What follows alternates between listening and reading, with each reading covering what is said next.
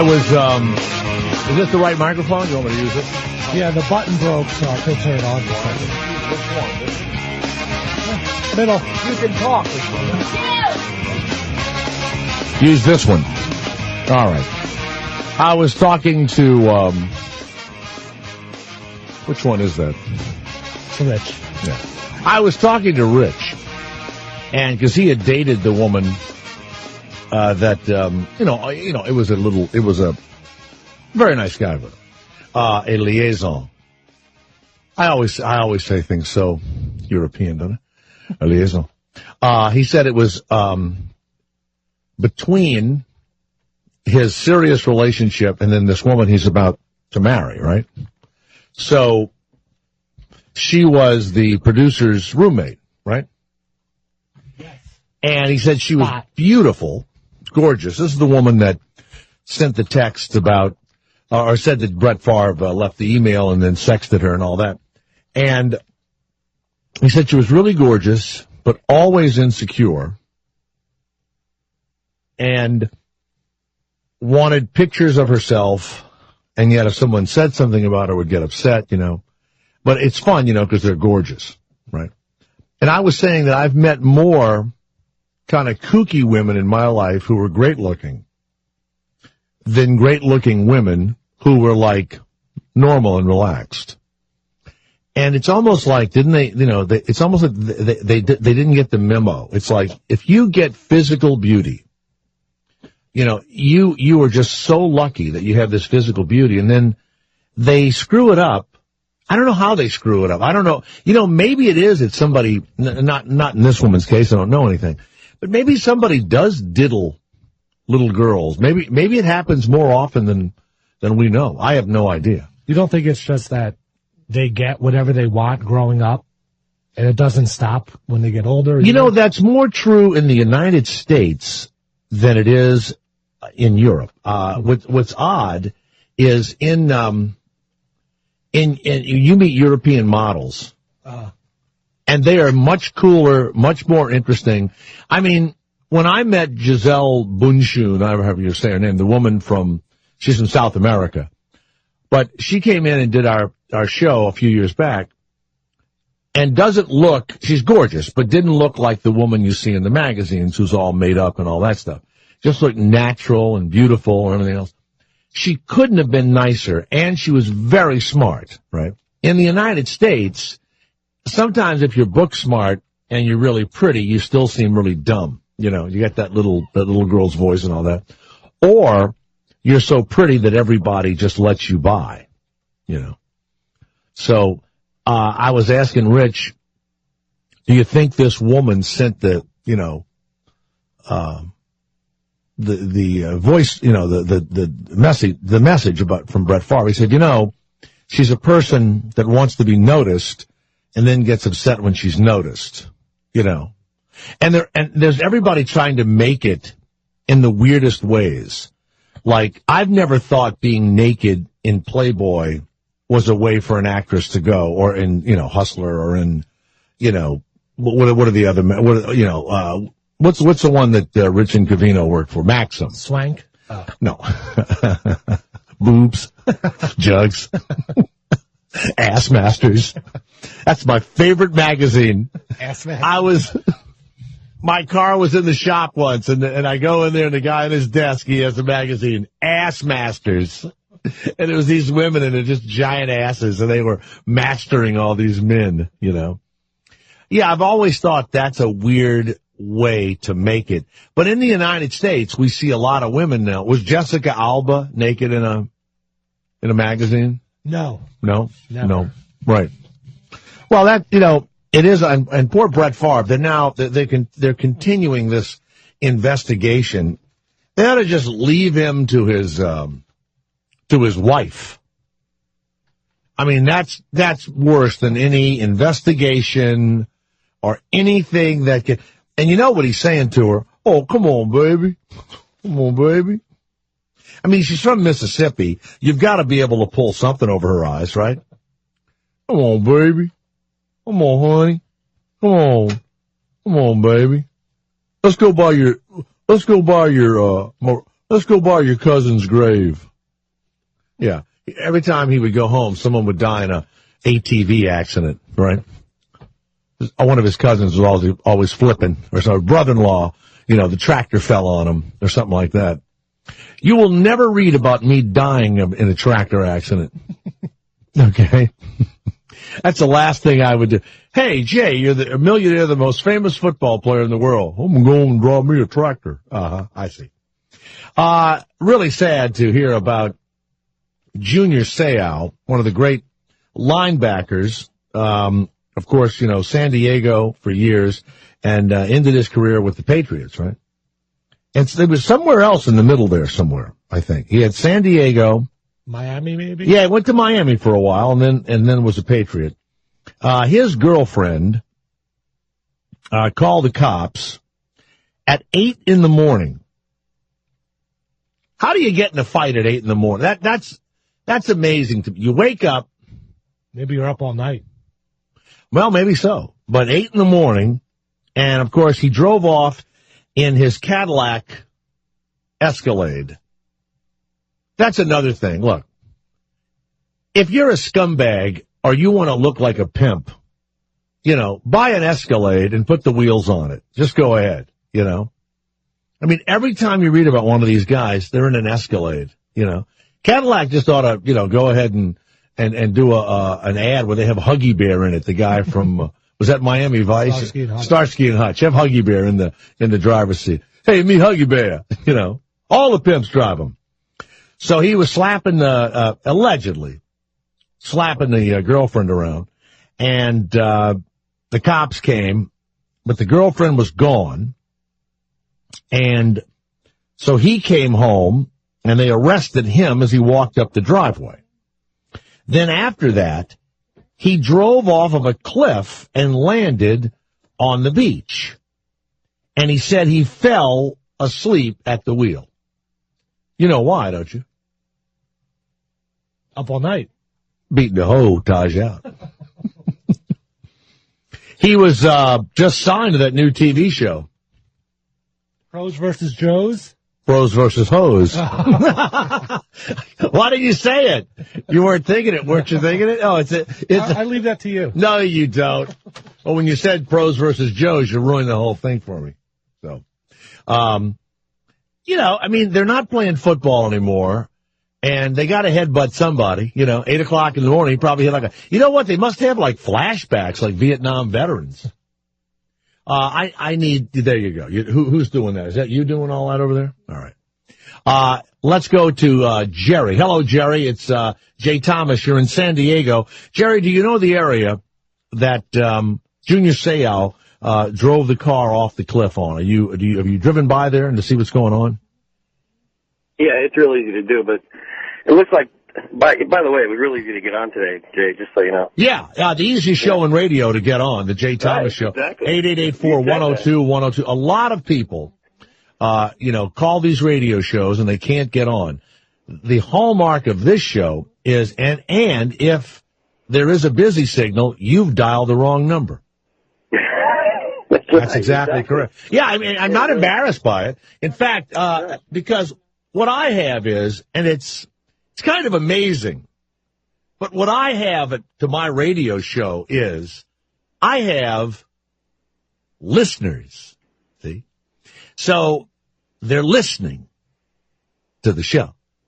Yeah, I've never called in before. If they're talkers and they're dialing, they can't be listening, right? When I'm dialing a number, I'm not listening, I'm trying to get in. So people always go, well, does it bother you that you don't get as many phone calls as the pet psychic, pet communicator? No, because I'm a listener-driven show. So I like it. Now he drove off the cliff. He said he fell asleep. Have you fallen asleep in that area? You're looking at the ocean and you drive off the edge. The story is, he had a domestic abuse. Mm-hmm. He got arrested at midnight. Right. Went to jail. Got out at 3 or 4 in the morning. Drove home. And I mean, I can see you not wanting to go home at that point, right? Right. And then, so sitting at the beach looking and decides, screw this, I'm going to end it. And he drove off the cliff. That's bullshit that he fell asleep. He tried to kill himself. That's the consensus here. Well, there was a woman. I live in Santa Barbara, and we have the same thing where you're driving, and if you want to kill yourself, are the railroad tracks there right before the beach in that area? There are tracks right along there. Yeah, they run all the way up and down the coast, all the way to San Francisco.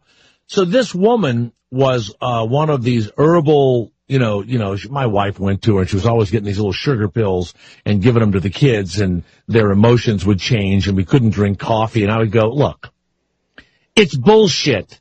It's a sugar pill. And the woman, I even went, and she questioned me about, I don't know what, not being able to sleep or some shit. She goes in the back, comes out with sugar pills that look like the same pills they gave my kid for having, the night terrors or some shit, or wetting his bed or whatever the crap it was. We even took a goddamn dog to this woman. Her name was Ananda Zarin. That was her name. She takes her dog, and she's driving down the highway, and she launches the car off of the highway and crashes into those railroad tracks. And I would think you'd be paralyzed. I wouldn't die. You know what I mean? That my luck is you would just be paralyzed from the chest down. Well, that was Sal's luck. He didn't get hurt bad enough. He embarrassed himself once again. He was probably embarrassed that he got busted, and he's going to have to face the press and all that crap, and didn't want to go home and see that girl again. And I think he decided to end it all, and he didn't even do that right. I mean, he barely got hurt. Has he been married and divorced? Oh yeah. And where is he from? He's a Samoan. Got some sort of. He's a Samoan. Yeah, he grew up in Oceanside, which is just the northern part of San Diego. When these football players retire, it's very difficult, and it's very depressing and everything else. And it's hard not to be a star. And they're very rich. And what's weird is since most of them don't read, and most of them aren't that interested in what's really available to you in the world, they should take their money, and I would go around the world. Hell, he's a Samoan. He could have paddled around the world. He could have done one of those papyrus boats. He would have done something interesting. He's pretty successful here. He has his own restaurant down here, and he does a lot of foundation stuff and all that kind of stuff. So now, wait a minute. If he hit the woman, he's got to put something on the menu. What would it be? There's got to be some sort of a dish that goes along. Seal. The what? Club seal fillet or something? Not a club seal fillet. No, he didn't hit a seal. He allegedly struck his girlfriend, Right. So, did you like that line, pros versus hoes? Do you like that one? I did like that. That was a good one. Junior Seau is okay. Well, Jerry, thank you very much. Keep us posted, Jerry. Thank you. All right, thanks, Sam. All right, there you go. What would you say if you drove off a cliff? I don't like any sort of injury. Mm-hmm. So the odds of me hurting myself over another human being, pretty slim. I don't find any human beings as interesting or as valuable as I find myself. I love my family. I love them to death. But if I get in an argument with my wife or my kids or whatever, there's no jumping off of anything for me. I blame it on them. All right? I blame it on them. I'd say ow. Did you steal that from Opie and Anthony? No. Yes, you did. No. You listen to Opie and Anthony. You know what I want you to do? I want you to start listening in the morning and get it, because we don't share any listeners. Yeah. And so all we share is Ira. The one guy. The one guy's Ira. Yeah, that's all. And the guy that threatens me all the time. So, no, but people that try to kill themselves. Hey, my son has had two terrible, terrible things happen. By the way, the woman now that has the guy that's dead, not this woman, the Mexico guy, she spoke directly over the television to the drug dealers and said in her deadpan voice, "Would you return David's body?" Like that. And she wasn't even emotional when she did that. That's the movie, isn't it? I got to write that movie. She's fucking the drug dealer and they kill the husband. I got to write the movie.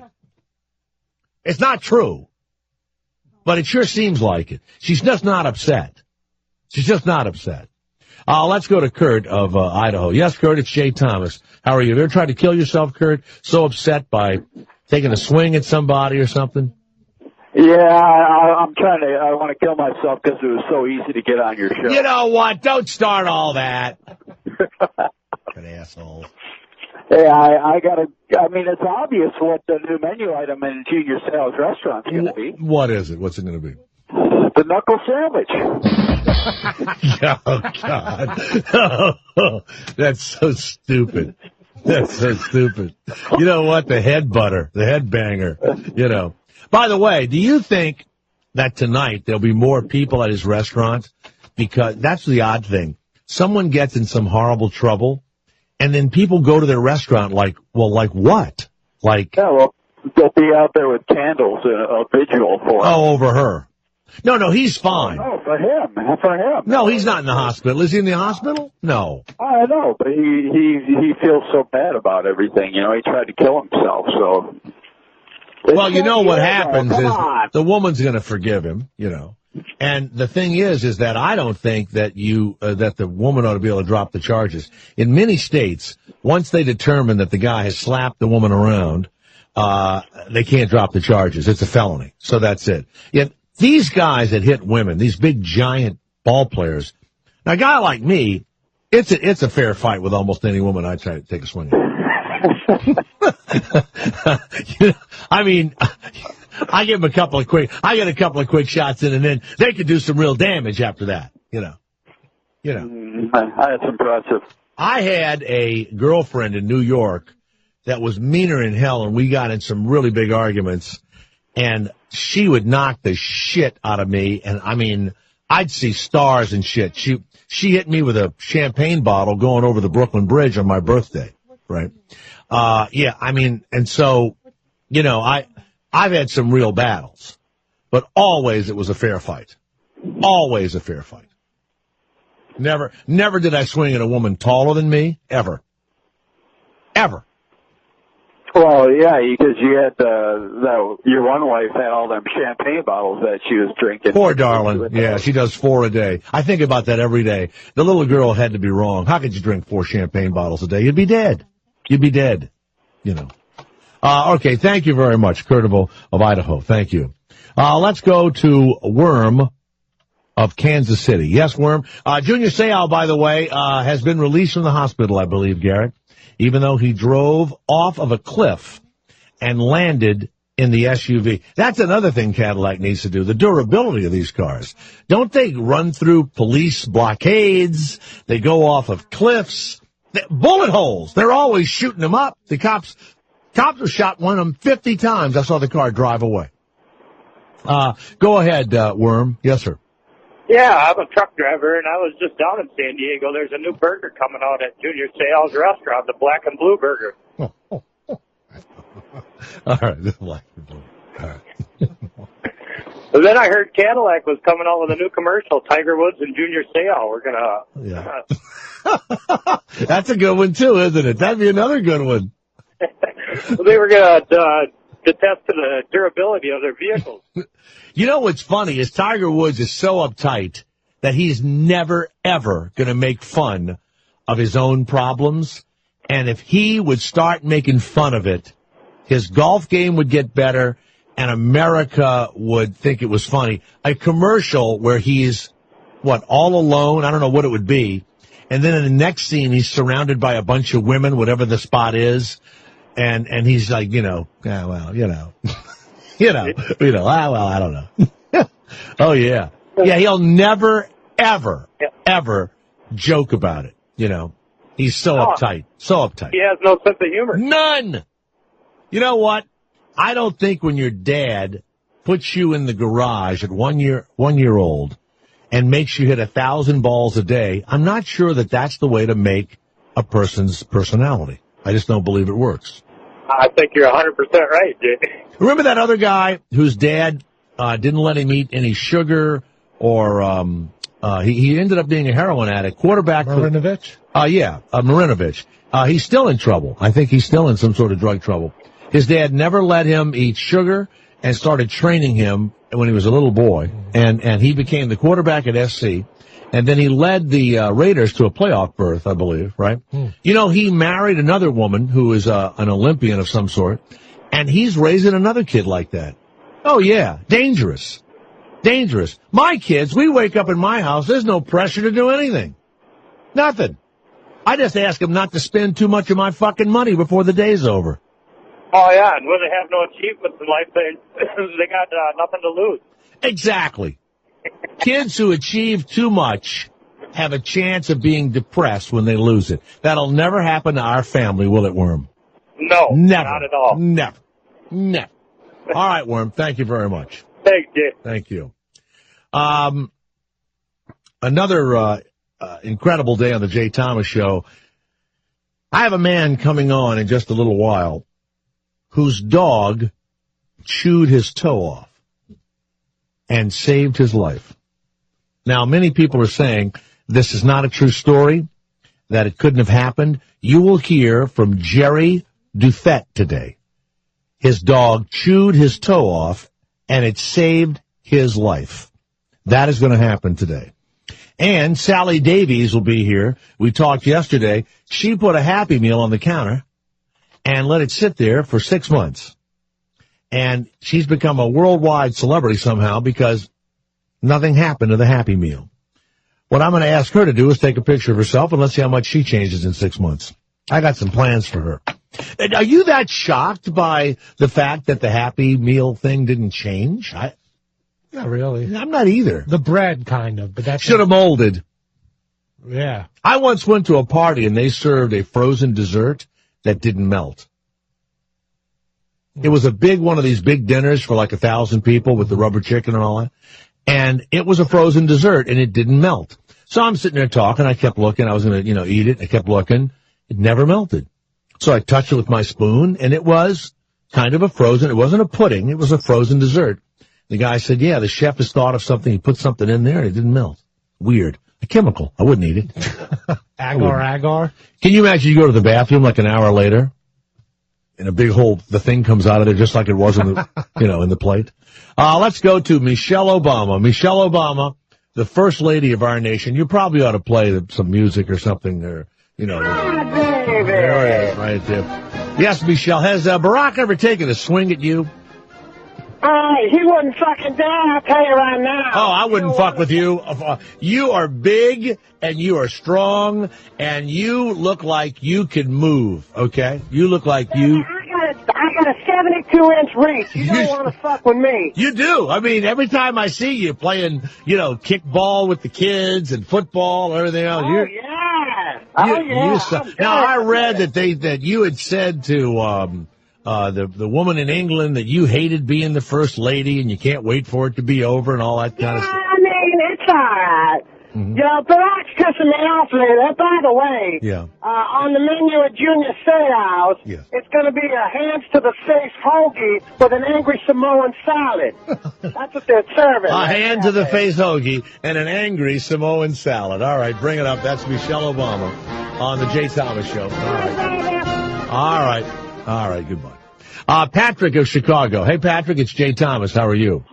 What's up, JT? Just want to throw a quick shout-out to your Saints. I was chasing 4 dimes, and they bailed me out on well, I'll tell you what. I believe they were going to win the game, but not scoring that many points against Tampa Bay. I have to tell you, I was surprised. Hey, by the way, in Chicago, there's a guy running for Barack Obama's old seat who looks like Barack Obama, doesn't he? Is that Rahm Emanuel you're talking about? No. He's going to try and be the mayor. There's a guy running for Barack Obama's Senate seat, I think, who looks like Barack Obama. Am I correct? I don't follow the political scene too much. You don't vote? You don't use your right as a citizen to vote? I'm a convicted felon, so I don't think I can vote. Yes, you can. Did you pay your debt to society? Yes, I did. Unless you've escaped, and you didn't check in. I think you get your rights back after you do. What did you do to be a felon? What was your crime? I was standing up at my sister's wedding party. We went outside to smoke a joint, during the services. And, all right, hold on a moment. Hold on. Let's go around the horn, please. Let's go around the horn. He was at his sister's wedding. Put him on hold. We'll put him in the soundproof booth. Christina Palumbo, what do you think? I don't see him on hold yet, on line one. What? Oh, shit! Did you hang up on him? I did. We'll never find out. That's why I don't put him on hold. I just turned him down. Oh, why didn't you tell me that? Keep up the illusion. He's a felon. He went out to have a smoke, and it turned into a felony. What do you think it was? Oh, it was weed. No, that's not a felony. No? You think he was just arrested for weed? Well, maybe he was holding a lot of weed, too. Oh, holding a lot of weed. And smoking it at the same time? No, I think he got in a fight out there and stabbed somebody. Too. Yeah, he stabbed somebody outside. Oh. This is the easiest show to get on, so you should just call back. Yes, call back. Call back. Oh, wait a minute. Michelle Obama's called back. What does she want? You hung up on her. I didn't hang up on her. She did her bit. Furious. It was over. It was over. The bit's over. She's unhappy. Yeah, well, that's too bad. Look, when you do the line, that's it, okay? All right. Hey, baby, I gotta ask you a question. Is helmet-to-helmet contact the way gays have sex, baby? All right, that's the end of that. That's the end of that. Well, no, I got a question for you. What is it? What's your next question? The rock's going on Mythbusters tonight. What the fuck is up with that? Doesn't that motherfucker have some work to do? How you want to be on TV? How about a press conference or some shit? Well, Mythbusters ought to be, why don't black women like their men to go down on them? That'd be a good one on Mythbusters. Oh, I love that, baby. Oh, you do like that? Yeah. Yeah. Oh, yeah. I dated a black girl once, and she said, She said, that doesn't happen in the black community. That's what she said to me. Maybe things have changed. Maybe that's what she was saying. And she said, I don't go down. She said that's not what it's for. That's what I was told. That's not what it's for. You know what? Barack told me, since he can't fix the problems in the Mideast, he's going on American Chopper to fix the rift between junior and senior. You understand what I'm saying? He's got a whole career going on TV. Hello? Yeah, I'm here. Kind of faded into Jeff in the middle. Yeah, you kind of became somebody else there for a moment. All right. Celebrity voices poorly impersoned. When I hang up, trust me. Let's go to Patrick of Chicago. So, Patrick, a few moments ago, you walked outside of the wedding, and the next thing you know, you became a felon. What happened? Okay, here's what happened. Went outside. I was part of the wedding party with some of my friends, and we were sitting there smoking a fatty, and then a couple of cops came up. They were undercover, started asking questions, and I opened up my big fat mouth and said, "Mind your own business." We're in tuxedos, the whole 5 yards, and then he got physical, and I took a swing at him, and the next thing you know, they were doing some kind of undercover sting thing, and then they were checking out some bar next to the wedding hall, and it ended up being us, so I ended up doing about 2 months in county for it. And then the whole wedding party got arrested, and my sister's wedding was ruined. I was in the back seat of a squad. My mom's crying. It was pretty pitiful. Does that mean I won around the horn? No, you didn't win around. You came in halfway. All right. He was smoking dope, but it was the swinging at the cop.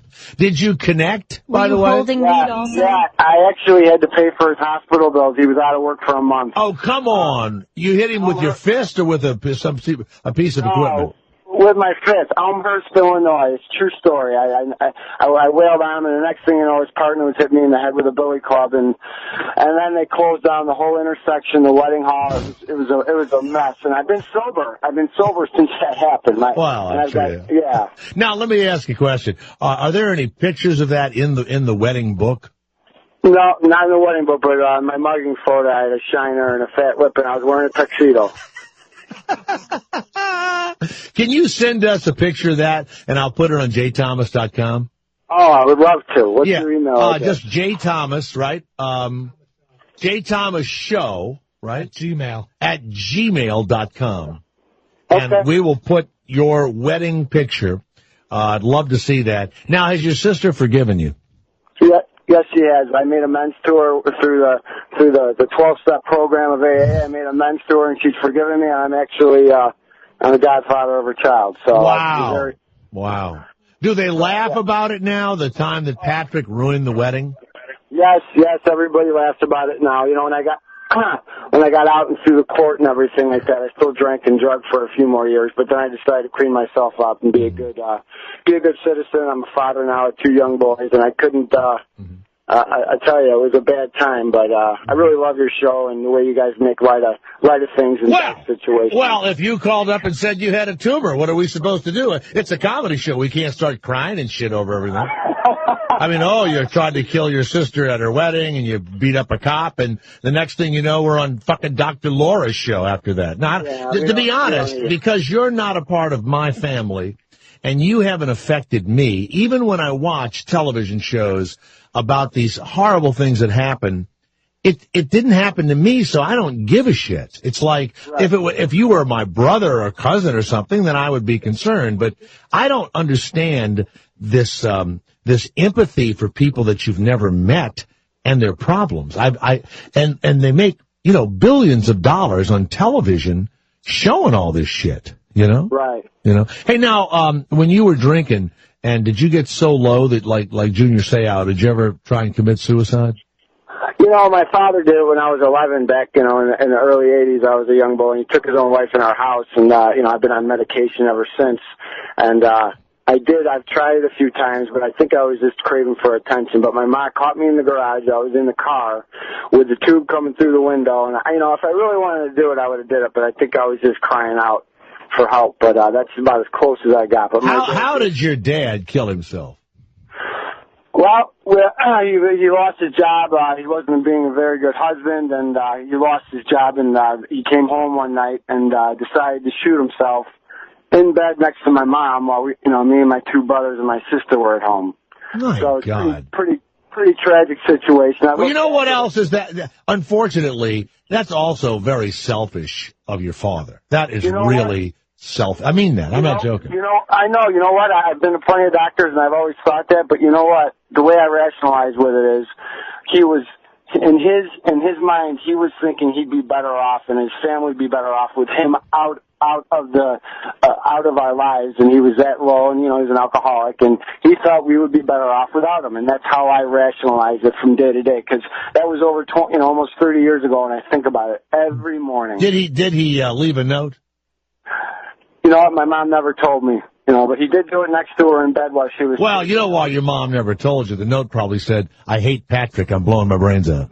I could laugh at that now. Well, you know what? I'm not kidding. It probably said something like that. My father couldn't stand me. If he had killed himself, he would have said, "That little bastard drove me to it." I'm telling you, that's what he would have said. I had 2 older brothers and a sister, though, and he had his problems, though. But things happen. Now wait a minute. Now we got a guy. Can we put them both on together? We have a guy, Mike of New Hampshire, who is telling Christina Palumbo over here that he doesn't believe your arrest story. Mike of New Hampshire, why don't you believe Patrick of Chicago's arrest story? Yeah, I gotta challenge him there. Gotta challenge him. Really? Well, I used to be a cop. I was a cop for 11 years. Mm-hmm. And he said 2 undercover cops who were in the middle of a sting operation noticed that they were smoking pot, came over, confronted them, and then the ensuing fight between this guy and the cop and the whole hospital. Is that correct? Did I hear that right? Yes, he was questioning us, and I opened up my mouth and said, "Mind your own business." They just happened to be scouting out this bar that supposedly had a drug dealer in there. Noticed us around the corner of the wedding hall, and they walked up and confronted us because they seen some illegal activity going on. Okay, yeah, it wasn't that they were busting him. It's that he opened his mouth. Right, I got you. Okay, now here's the big question. What? You've mentioned that the other cop, not the one that you punched, but the other cop had a billy club and had to use it to break you 2 up. Is that correct? It was he had a blackjack or a billy club. He was wailing on me with something that he had. I don't know if it was in his waistband or not. And then the other people in the wedding party got involved. And by that time, there were other cops and cars pulled up. There was, I don't know what exactly. You know what, Mike of New Hampshire, after this guy has told us about the death of his father, that he went to AA, turned his life around, got arrested at his sister's wedding, you're going to call up and say the guy's bullshitting? I mean, Well, no, what kind of evil bastard? You know, you New Hampshire bastards. We had you guys around here last week. There's something about you people in New Hampshire that is fucked I'm from Michigan. I just happen to. Well, that's even worse. I was going to say that next. You know that, right, Gary? I had just mouthed to Gary. He's probably from Michigan. I'd actually said that. Oh, okay. No, the whole thing is that a lot of people get on the radio and just tell bullshit. Right. And when he said that the guy had a billy club, but he's undercover, I never knew of a undercover cop carrying a billy club because. Well, maybe it was a dildo. How do you know?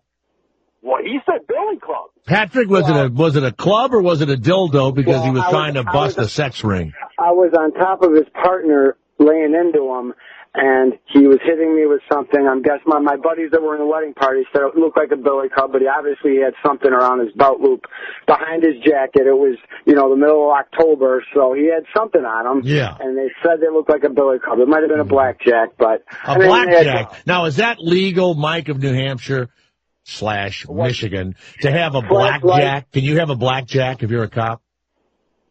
No, no, blackjacks are illegal in most states. Right. But, no, we carry what's the name of that? Well, it's a billy club, but it has I forgot the name of it, but it's a long stick with another stick come out the side of it. In New York, they call that a butt fucker, is what they call that. They call that an Abner Louima butt fucker here in New York. They love putting things up people's asses here. Jesus. Okay.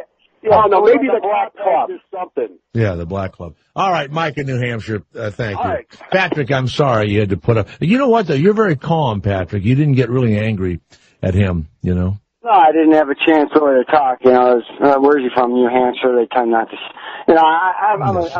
I'm an even Cody kind of guy, so I try not. So you don't fight anymore. You and the wife don't get in any trouble. You haven't been arrested. Nothing.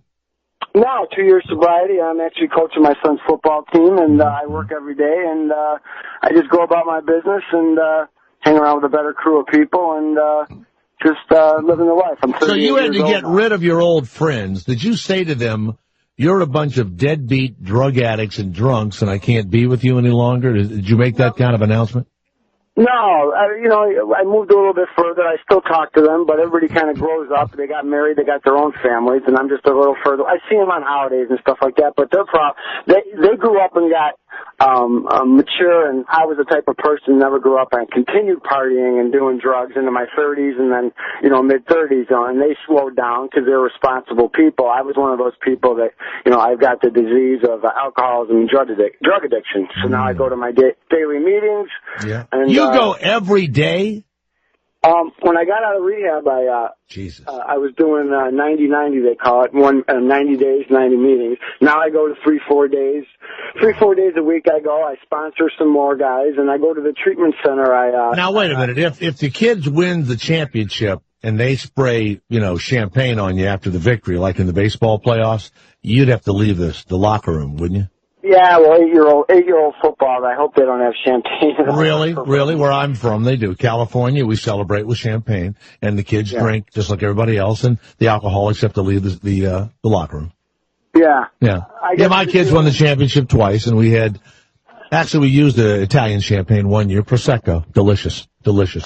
Well, Patrick, I'm glad you're doing well, and if you ever are going to fall off the wagon and your AA buddy is not around, you know the easiest show in radio to get to. We will help you. All right? Yeah. Jay Thomas Show, instant relapse. Yes, sir. That's exactly right. Oh, I'd love to tie you up, put a couple of hits of Coke in front of you, blow pot smoke in your face, and have Christina naked pour champagne on her body. Oh, yeah. I would do that. I would have quite an afternoon trying to torture the poor guy with the addictive personality, But that would train you. Just like Clockwork Orange. That would train you. Then we would just leave. We would do the blow, smoke the pot. Christina would put on an army jacket, and we'd leave. Yeah, nice. You'd be left all alone. Oh, my goodness. You're like so totally gay. Butter my ass up and bang the shit out of me. It is a sex organ, and it needs to be treated as such. Put in the butt plug. Ready to go. Girl, you look good. Butter my ass up. Butter my ass up. Bang. bang the shit out of me. Butter my ass up. Oh, God. Butter my ass up. Butter my ass up. When's the last time you sucked a penis? Butter my ass up. I think that might be enough. Butter my ass up. What happens when somebody goes into your ass? That's okay? Perfectly fine. Shut up, you liar. Absolutely. You liar. And you know what? If you're not doing it, guess what? No wonder women are dumping you at an alarming rate. Give up, man. Give into it. All right? Butter my ass up. Butter my ass up. Jay Thomas, the afternoon drive show. Jay Thomas. Indy. Sirius XM 104 and on the Sirius XM app for smartphones.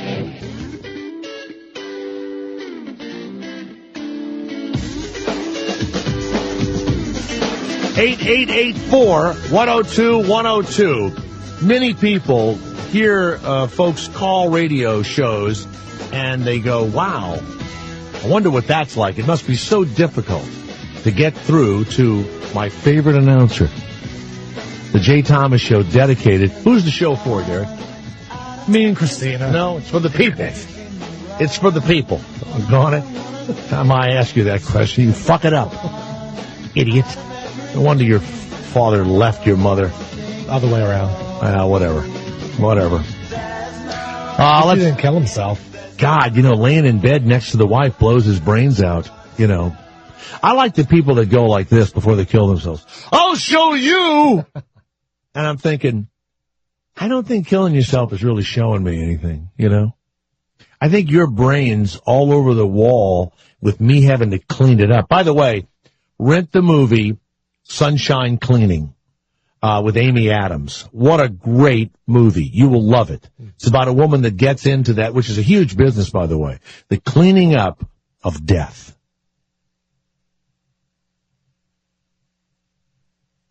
Yeah, there you go. Sit there for a second. Imagine you're cleaning up the blood and you hear, like Ghost Stories, Saturday nights on the Travel Channel. Murray of Alabama. It's Jay Thomas. How are you, Murray? Hey. Yes, sir. Hey, what's going on, Jay? Hey, now I'm gonna tell you a story. Now you've been to Charlotte. Charlotte. I used to be a cop before I started driving trucks. Were you in Charlotte when I was a disc jockey there?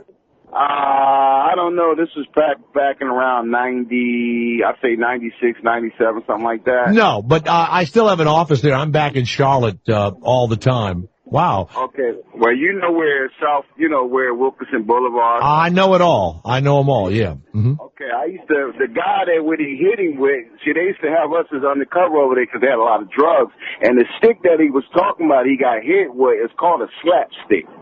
You mean like the comedy thing when they say a comedy is slapstick? It was named after, is it a flexible kind of a club?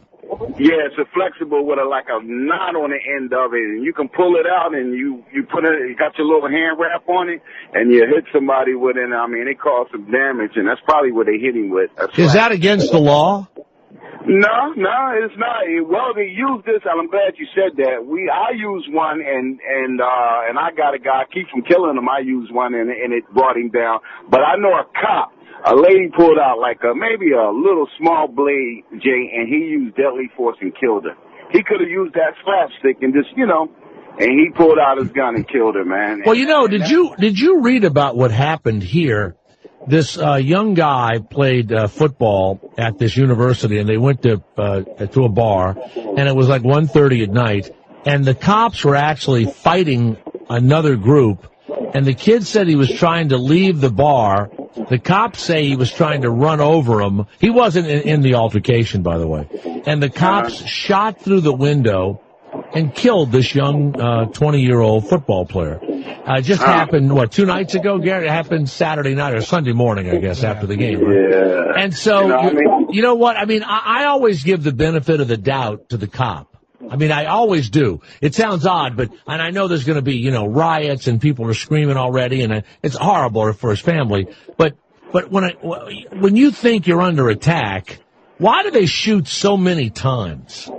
I I don't know, Jay. I mean, when I did the police thing, don't get me wrong, I don't like to down it, but some of them, I don't know. I just think they take it a little too far. I was a cop and I got rolled up a couple of times, but I mean, from using deadly force, I used the slapstick, and I remember down in South Carolina where a state trooper ran over a guy with his car to keep him, from the guy was trying to run away from him, and he ran the guy over with his car.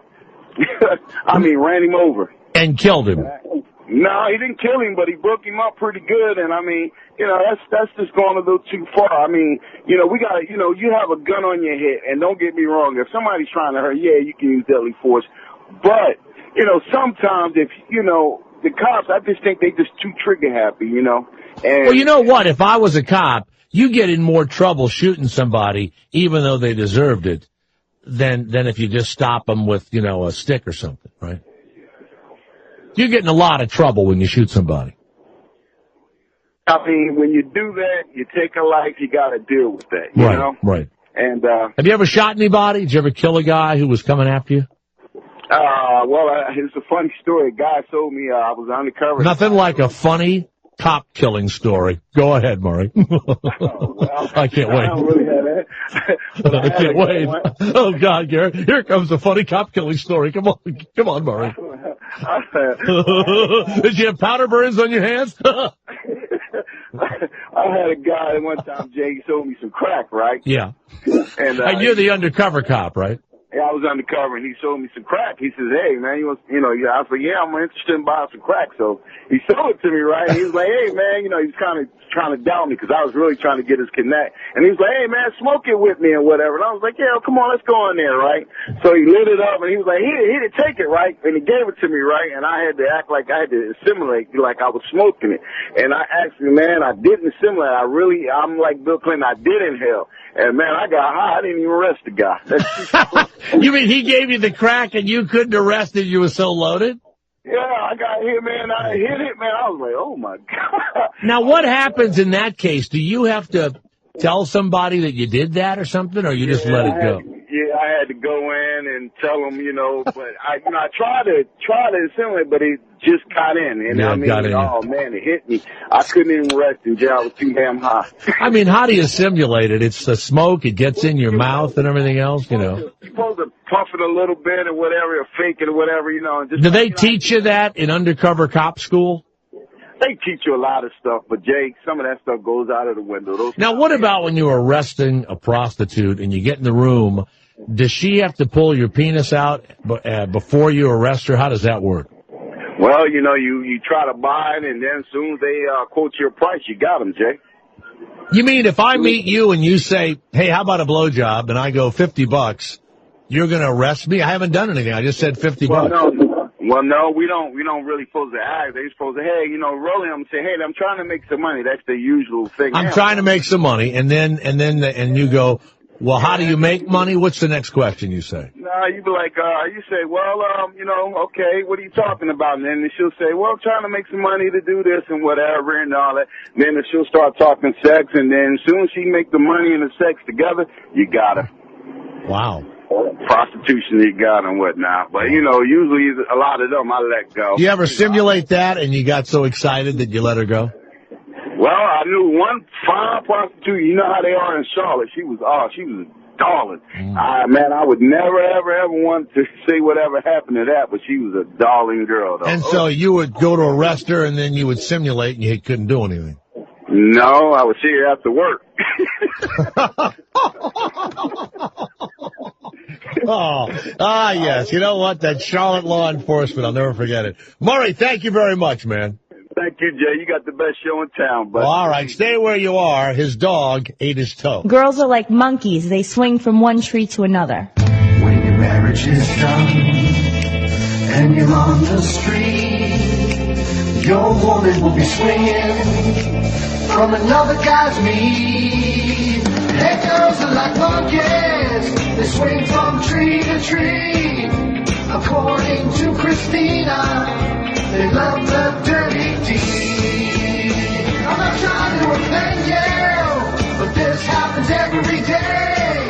The only way to get over you, she needs a rope in the head. Hey, girl,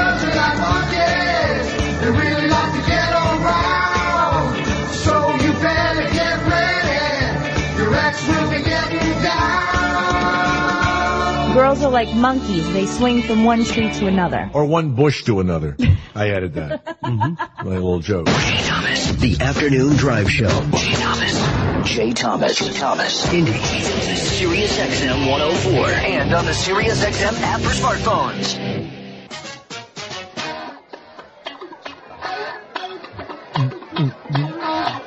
I'm Huggy Bear for Cadillac. Yeah, for Cadillac, me Huggy Bear. You beat your bitch. You do drugs. You want to Escalade. Yeah, Huggy Bear. Matt of New Jersey. We have 1 minute, Matt. How are you? Hello? Yes, Matt, go ahead. It's Jay Thomas. Hey, well, two things. The first thing, all the fried food at Junior Seau's restaurant is hand-battered. Okay, good.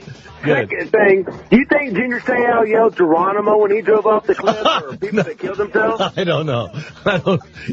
I know what they say, though. We had a guy on that jumped off the bridge in Tampa, and he said that as soon as he let go of the railing, he was sorry. That's the one I remember. Oh, shit. Yeah, no kidding. All right, thank you, Matt of New Jersey. Stay where you are. The toe was green. It had to be eaten, and it was. And he lived to tell the tale of the gangrene toe swallowed by the Cocker Spaniel. What kind of dog was it, Gary? Was it a Cocker Spaniel? I don't know. Looks like a Jack Russell. A Jack Russell. They're always licking everything they're not supposed to lick. All right. Sleep with your wife. Watch your behind. There was a friend of mine. The Jay Thomas Show. He's the afternoon guy. I'm a minor genius. What is this, huh? Sirius XM 104.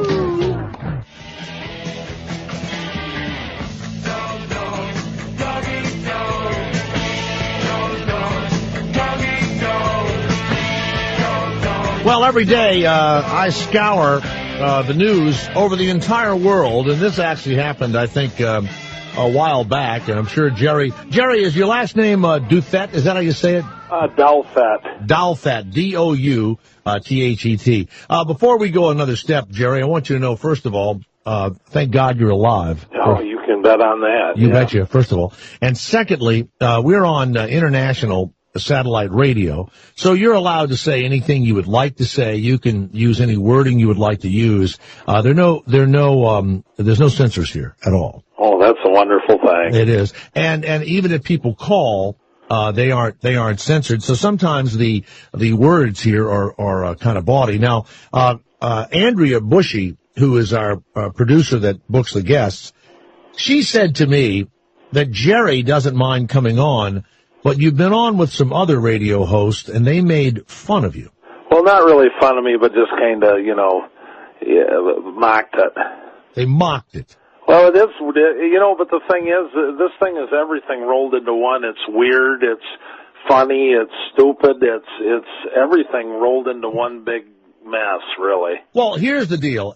You were sitting in a regular chair or a wheelchair, and to be honest, I'm seeing your picture, and you look like a normal-sized guy. I imagined you would be some huge fat guy that couldn't move, and you had you had a gangrene toe? Is that what it was? No, it wasn't. It wasn't even that. The toe wasn't. That's some other people have said that the toe was gangrene. The toe had an infection on the bottom side of it. It was kind of like an ulcer, and it wouldn't heal. Because you're a diabetic? I didn't know I was diabetic. Ah, so you were an undiagnosed diabetic with, did you also have a weight gain or weight loss over the last few months or years? I've always weighed between, 3 and 350. I'm about 6'4", 6'5". Well, you don't look that big. I mean, you carry your weight well. Yeah, I don't look, but it's, if you seen me in the shower, then you'd get a different opinion of it. I don't even send me a picture of that. I know, I didn't see it, but I turn the lights off when I take a shower. You can't even stand to see your own body in the shower. No, it's not a good thing. But. So you've got this sore. Now, you a married guy or single? I'm married to a wonderful wife of 3 years. We've been together 10 years. She's from the Philippines, and that's kind of how this whole thing got cranked up. What do you mean by that? Well, we were celebrating her becoming a citizen. Mm-hmm. She just became a citizen, so we went downtown, Rockford, which, by the way, another thing I got to add to it, which she's took a lot of criticism from her, she's a nurse. Right. and she's an RN, and she didn't know about the sore on the bottom side of my foot because I kept it hid from her. So you had hidden the sore, otherwise your wife, the Filipino nurse, would have been able to take care of it and would have looked at it and maybe even after a week or so said, hey, I think there's something wrong, it's not healing. Well, this thing was like that for about 2 or 3 months, believe it or not, and I was working on a car one day, and I was wearing flip-flops, and one of the sandals come off, and she goes, what's that on the bottom of your toe? And I go, well, that's just, it's nothing. And she said, no, it looks like you got a sore. And then from that day forward, it was every day just bitching at me. Now, this sore, did it ooze of pus? No. The toe was a little bit inflamed. You know, it was like it swelled up, but it wasn't gross to look at or anything. I mean, if it would have turned black with gangrene, I would have went in. You know, I'd have known I had to go in right away, but I hate going into the doctors. Now, I know I obviously do. Were you drinking at the time before you fell asleep and the dog decided to gnaw on that infected toe? Well, what I did is I went downtown. I live in a little town called Rockford, and I went to there's a little bar restaurant down there, and my cousin was going to a wedding, and she said, hey, can we meet down at the bar, her and her husband? I said, yeah, come on down. So they come down there, and me and my wife Rosie went down there, and I had about, one thing led to another, and I had about 9 beers there. 9 beers? Yeah.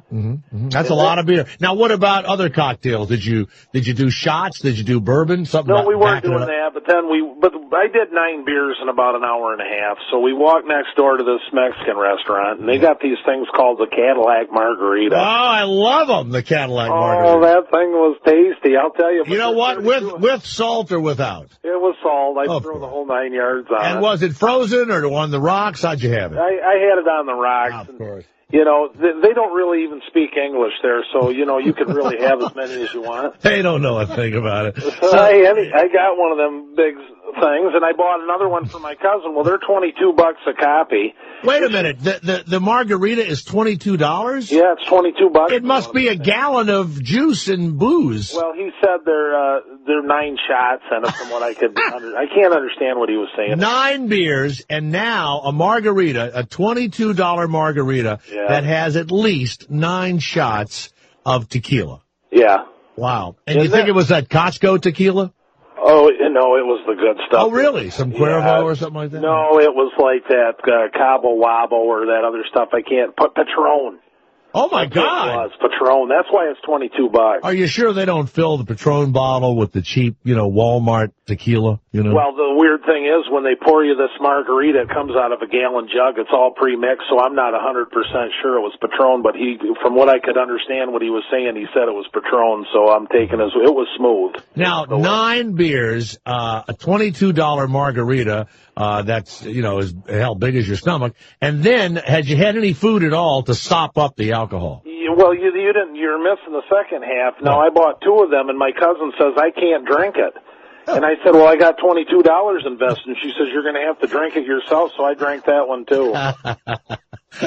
Of course. I'm the same way. If I've spent the money, I'll be damned if I'm leaving that for anybody. I could be on death's door, but I'm not going to let good alcohol go to waste. So I drank. So you got, let's say, you got about 15 shots of tequila in you, and you've got 9 beers in you. Then then from there, they went to the wedding. Me and Rosie went back to my house, and when we were going home, now this is a scoop that you're getting that nobody else has got. Nobody else has gotten this scoop. You're getting the inside scoop on this one. My neighbor flagged me in, and I had 2 Heinekens. No one knows about this. The missing link was them 2 Heinekens. Wow. She is such an understanding woman, Rosie. Oh, she's incredible. I mean, she is probably I'm not kidding you, I won the jackpot when I met her. So now you sit down in your chair, and you're loaded, and you fall into that, that alcohol sleep that is so wonderful. It's like it's a laconic slumber, isn't it? You don't know what's going on around. It's wonderful. It's one of those deals, though. When I looked at the clock, when we first got in the house, she went back in the kitchen and got on the computer, and I was on and I laid down. And I was listening to my buddy just come out with a new record, Bill Kirchen. He used to be in a band called Commander Cody and his Lost Planet Air. I remember him, yeah. Remember that Hot Rod Lincoln song? Yeah. Papa said, son, you're going to drive me to drinking if you don't quit. Well, anyways, I was thinking about that song in my slumber. If you don't quit, you're going to drive me to drink. You know what I mean? Yeah. Find that song, Gary. That's what I meant. So I'm laying down there, and then when I woke up, it was like I had slept for 20 hours, but I remember looking over at the clock, and it was like 10 o'clock. So how long had you been asleep? About an hour. Only about an hour. And then you look down and you notice that your toe has been chewed off by the dog? Well, I looked down at my foot, and I had the closet light on, so it was kind of, a little bit of light in there. So I look at the dog, and he's laying up alongside my leg, but he's facing me now. His head's up about even with my kneecap. Let's talk about the dog for a minute. What sort of dog is this? It's a Jack Russell. And now, do you like the dog? Well, we love the dog. See, what happened was the neighbor had a Jack Russell, too, but we didn't realize the neighbor's dog was, 16 years old, and a Jack Russell at 16 is different than one at a year.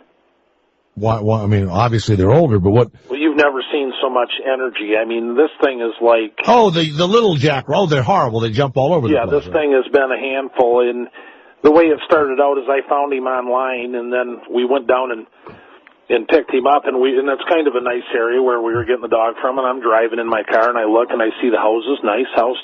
Well, the houses started getting a little, not so nice. And then the final house, beware of no trespassing, and Jack Russell pops a sign in the front yard, and that was it, and it was a mobile home trailer. Nothing against mobile homes, of course what I mean? Yeah. But the thing had no windows in it.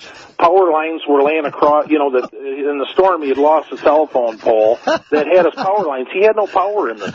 And here comes the guy out with no teeth and about 6 foot tall, and I go, you got the Jack Russell pup? Yeah, sure do. How many you want? Now, Jerry, do you think the Jack Russell ate his teeth? I don't know what happened, but I knew right then I was in for, it was a nightmare. How much did the Jack Russell cost you? It was $200. Okay, not bad. Well, halfway down, my buddy said, pick me one up too, Ken. I'll take one too. So I ended up buying 2 of these things, and I'm going to tell you, when he pulled this, he had a snowmobile trailer with a fence around it, like a fence built on the thing, and he had 24 puppies. And I go, is that unusual to have this many at once? I go, this ain't a puppy mill or anything weird, is it? The guy goes, no. And I said, I got another question for you. Is there any chance that the dog I'm getting from you, his mom and dad or his brother and sister? And he got real serious. He goes, I don't play that way. Yeah. Well, come to find out, I think this thing has got every kind of weird thing that can happen to it. So your dog is nutty. Well, he's nuts, yet he's smart. You know what I mean? He's coming around pretty decent right now. Now look, for people that are listening, Jerry Duthette is here, and you live in Michigan, correct? Rockford, Michigan. Home of Hush Puppy Shoes. That's her claim to fame. Really? Isn't that funny? And then, of course, you had a sore on the bottom of your toe. For those who just joined us, he had 11 beers, and he'd had at least 11 shots of tequila. I want to make it known, though, I'm not an alcoholic. No, we never for 1 minute did we think that. But I mean, that has all the recipes of being an alcoholic when we go over what I did, you know what I mean? But when I drank... You know what? I'm from New Orleans. That's called Tuesday afternoon, what you drank. That's nothing. Well, that's what I mean. I like to drink. When I drink, I like the happy-go-lucky feeling it gives. Go for it. Hell yeah, go for it. I love that. I couldn't help. Yeah. And in retrospect, I'm glad I was hammered, because sober, I would have been just ballistic over this thing. So now you fall asleep, you've got a sore on your toe, you don't know that you are diabetic. Your dog, we've just realized, is probably from intermarriage. Yeah. And it's kind of insane. And the next thing, you're out cold. Your wife had fallen asleep, I assume, also. No, she was on the internet in the back room. It was only 10 o'clock. We usually don't go to bed until about 1. So she was looking at Filipino porn in the back room. I don't know what she's doing, but now she's on Facebook, and I'm getting a little nervous about that thing. That's a recipe for cheating right there. Yeah, well, we'll talk about that in a minute, but let's go over the dog thing. When did you wake up and notice that your toe had been chewed off by your own dog? Well, what I did is I was laying there, and when I woke up, I looked down, and the dog, like I say, was laying alongside me. His head was even with my kneecap. but I looked on his face, and it was dark, and I couldn't understand what it was. I reached my hand down there, and it was blood. Oh, my God. A big blood beard. I mean, his whole face was covered with it. So then I looked down at the bed, and there was a big circle of it. Not enough light to really see it, but I could see it, in the thing. Yeah. And then I reached down. My toe was gone. I cannot believe. So I screamed, Rosie, get in here quick. My toes, it's gone. Now, your big toe is gone, and is the blood shooting out from it? Oh, yeah, this is like the fountain of youth. I mean, so that made me feel good. I thought, well, I got good circulation in my feet at least, because the blood's just rocking. What was the pain like? The pain was, I gotta be honest with you, it wasn't that bad. Well, of course not without the alcohol you had in you. Well, that sobered me up right there. I went from 0 to 60 right now. So your shock, of course, in that did you think that it was because of the sore, or did you just think he was mad? I knew it was because you see, she was young. She sees diabetes all the time in the hospital, and she said, "You know what? If you don't go in and get that toe taken care of, you're going to lose it." My response was "Who cares? I don't need that toe anyway." Well, in retro, I miss it. I wished I still had it. I should have. About 2 or 3 months ago, I should have went in and did something about this. But you missed the big toe. Heck yes.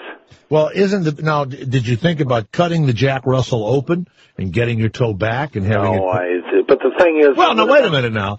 The dog's pretty nuts. The dog did eat your toe. Did you think about cutting the dog open and getting the toe back? The toe is, by now, it's already shredded. He ate the thing into a million pieces. He gnawed onto the bones gone, too. Now, my buddy that I was talking to today, a buddy of mine, said he said, I don't believe this story because the pain would be so excruciating when he bit into your bone that would have awakened you, because you don't say the pain woke you up. I said the story is true because the hospital has verified it. Oh, the hospital will verify it. Yeah, I know. So what did wake you up? I don't know. You mean it wasn't the pain of the... It wasn't the pain from that happening. When I got up, she came into the room, we hobbled into the bathroom, and then it was bleeding so bad I tried to rinse it off to see what had happened. Because I thought maybe I had gotten up and stubbed it or something, you know what I mean? Mm-hmm. But when I rinsed it off, there was no sign of the toe.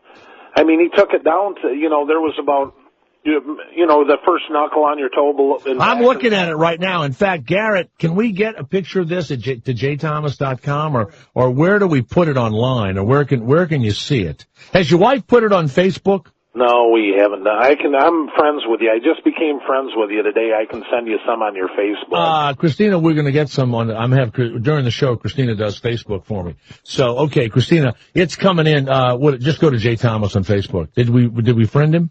Can we friend him? Yeah, we'll see it. You'll be able to see it. Now, I'm looking at it right now. It's completely gnawed off. It's gone completely. But yet, did it save your life? Yeah, because, like I say, we rinsed it off in the sink, and I got, when it looked at, the first look at, what it looked like? It looked like I had lifted my toe up and stuck it underneath a lawnmower. God. And I'll tell you what, that's a buzzkill right there. I got the cold sweats, the sick to your stomach, I feel just sick, but I felt like I hadn't touched a drop of alcohol. Now, was the dog wagging its tail? Oh, yeah. And what's the dog's name? Pico. Pico, the dog, has eaten your toe. Yep. And so the blood's all over the place. Thank God your wife is a nurse. She wraps it up, stops the bleeding. Right. You drive there, or you call an ambulance? No, she drove, and I rode in the passenger side. But now, how long did it take you to get to the hospital? It's about 20 minutes from my house. What was the conversation in the car as you're heading for the hospital? Well, it looks like I'm going to the doctor now. That's it. And were you yelling at the goddamn dog, son of a bitch? Did you yell anything like that? Well, I thought about, You can be honest here. We understand. Even then, I wasn't pissed at him, really. Okay. All right. Because, when you're hammered like that, snacks. Who cares? Nightmare, man. Oh my God! Now, could the dog? The dog did something that was really medically unbelievable. Could the dog have maybe attended Johns Hopkins for obedience training? That's a famous medical school. No, but a lot of the people at the hospital said I should have got a little better break because he did the lion's share of the work to take the toe off. Did the doctor congratulate the dog? No, a couple of the doctors said that, they wouldn't have been too happy if it had been their dog. But then as things progressed in this thing, and when I went to the hospital, I had my blood sugar checked, and it was 600. Yeah, well, I don't know. What's the normal number? You want it between 80 and 100. Oh, my God. So now you know you're a diabetic, so they're going to give you all this stuff. So the dog sort of saved your life. Yeah, if it wouldn't have been for the dog biting my toe off, I would have waited a little bit longer. And what had happened was, the reason that toe wouldn't heal is because the infection was in the bone. Well, also, when you're a diabetic, sores don't heal. Well, but I've never had problems with sores healing. Well, you weren't a full-blown diabetic. No, but I was 600. That can take your kidneys, your vision, and everything. That's right. Well, now, the other thing is you realize that if you were to die, that dog would eat your corpse, right? No, wrong answer to that riddle. What do you mean? Well, because he just ate the top half of the toe that was infected. He stopped eating. He could have kept going to the kneecap. Wait a minute. You mean, he only ate the soft part? He only ate the infected part, and once that was gone, he stopped. Wow. Let's go to Craig of New Mexico at 8884-102-102. Jerry Duthet is here. His dog ate his infected toe that turned out to be not gangrene, was it? Was it gangrene? No, it wasn't gangrene, but it wasn't nothing. Well, don't get mad at me. I'm just asking a question. I mean, but it was nothing that you'd want to kiss or anything, but I mean, it didn't look that gross. I mean, right. I'm not, and I don't want to come off as an idiot that had gangrene on his foot and still didn't want to go to the doctor. It was something I thought I could treat with antibiotics and drinking a little bit and pouring. I did pour whiskey on it and vodka, and I used rubbing alcohol. I used you mean before it was eaten off, you were pouring all this shit on? I was doing everything I could come up with, and I just. Who did you think you were, Wyatt Earp? That's what they did in the Old West. They would pour like alcohol on bullet wounds and shit, I know, but I just didn't want to go into the doctor. But Craig of New Mexico, what an amazing story that Jerry Duthet has just told us. Craig, what's your question? Well, did they have to put the dog to sleep? Jerry, you're not going to put the dog to sleep, are you? Well, when I was in the hospital, we were healing up, and I got several people's opinion, and then it hit me. He saved my life. He took the infected part off my body, plus he talked me into going to the doctor, which I wasn't going to do. So at one point in time, I was thinking of putting him down because I says I can't risk it again, having him take another toe off or something. Well, are you worried at night now? What happens when you go to sleep? I wear shoes just to be on the safe side. I'm not going to take another gamble with the bastard. But if he bites again, oh my God! You wear shoes? Yeah, you can ask my wife. Oh Jesus! I almost fainted. That's so fucking funny. Thank you, Craig. Now wait a second. The neighbors, now this dog is world famous, and it does it run outside? I mean, what are the neighbors thinking of this animal? Everybody seems to like him and stuff, but he's got that. I don't know what it is. The dog's got mental. I think he's, in this. I'm not picking on anybody particular, but I think he's got autism. I'm not shitting you. You think the dog is autistic? I think he's autistic. But you know what? He ate the toe because it had to have some odor to it. Was your wife complaining about toe odor? Hold on a second. Rosie, were you complaining about toe odor? Hi, this is Rosie. Rosie, it's Jay Thomas. What an incredible story. Hi, Jay. How are you, love? Now, did the toe stink? It did have an odor to it, and I'm exposed to wounds in the hospital, so. And you're from the Philippines. I am. And that has an odor to it too, doesn't it? The Philippines has kind of an aroma. An aroma. I've been to the Philippines. Oh, yeah. Really? I fought for your freedom. I was a United States Marine in the Philippines. Thank you. You know those Maoist rebels up in the hills? Yeah. I got a couple of scalps in my bedroom. Oh, really? You weren't a part of that, were you? No. Okay, good.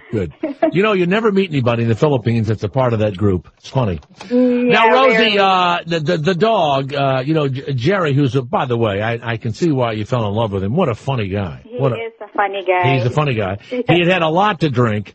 He says he's not an alcoholic, but doggone it sure sounds like it. The other thing is, how do you feel about the dog now? At first, it was unbelievable feeling, like, how could he do that? Right. But I was thinking that it's animal instinct, and that he stopped for the infection, almost like a borderline. So it was animal instinct to eat the dead skin to eat the infected area.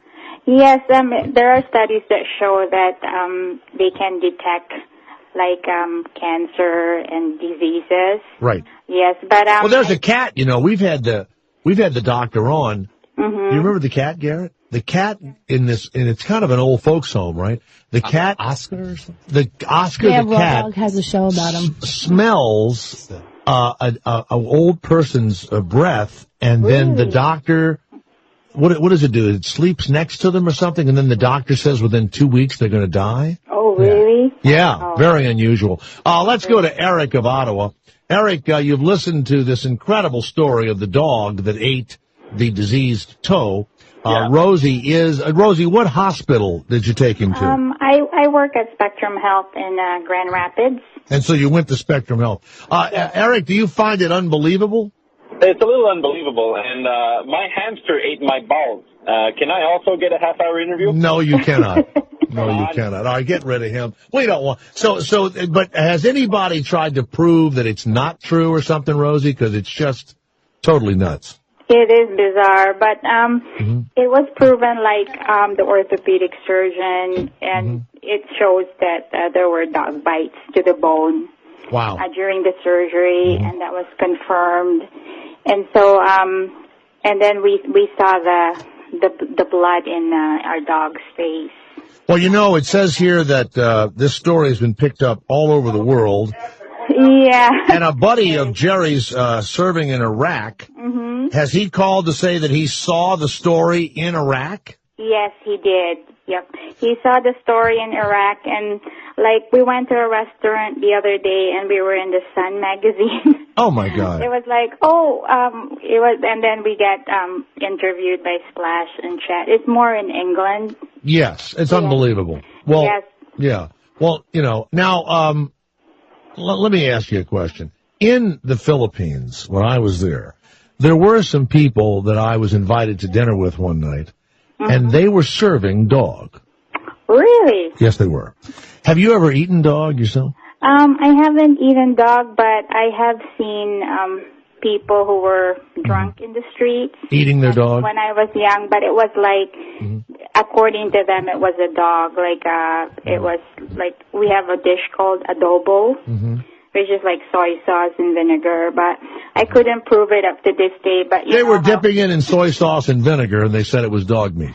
Yeah, but did you ever think of eating Kiko? Did you ever think of just broiling him up and I know. feeding him to Jerry? Yeah, and not telling him. Not telling Jerry that it was a dog? Yeah, and then he'll be in the news again. Well, thank you very much. Let me talk to Jerry one more time. That's Rosie, the Filipino wife and nurse. What a heartwarming story. Michigan man, Jerry Duthet, had his infected toe eaten off. Hey, Jerry, the big toe, I remember this from reading about Admiral Byrd, who, went to the North Pole, or the South Pole, excuse me, and his toes were frostbitten. The big toe is what gives you stability. So that's a wives' tale.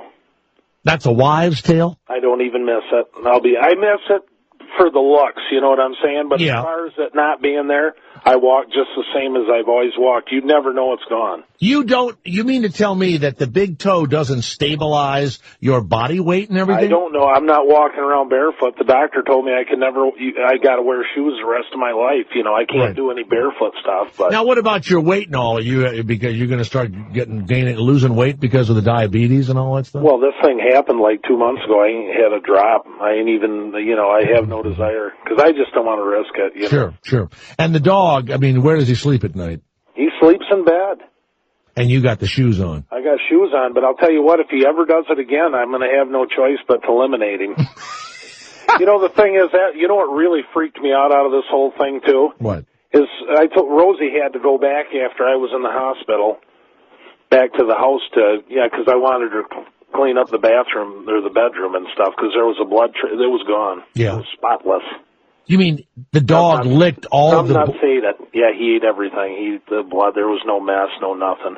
He licked it all off the floor while you were at the Then I was hospital. starting to get the feeling like we're living with a vampire, you know what I mean? Well, no, here's the truth. Taste for blood, you know? No, absolutely. You know, have you ever been duck hunting or hunting, bird hunting? Oh, yeah. Well, you know, that's why you can't let the dog bite down into the bird and get the blood taste in its mouth, because it's just to carry the bird back. If it really gets the blood taste, it messes him up. Right. So you're exactly correct. They get out of it, yeah. Yeah. But he didn't, you know, I don't know. When I was in the hospital, I thought about having him euthanized, but then I called the Humane Society, and then once I called them and told them what happened, yeah.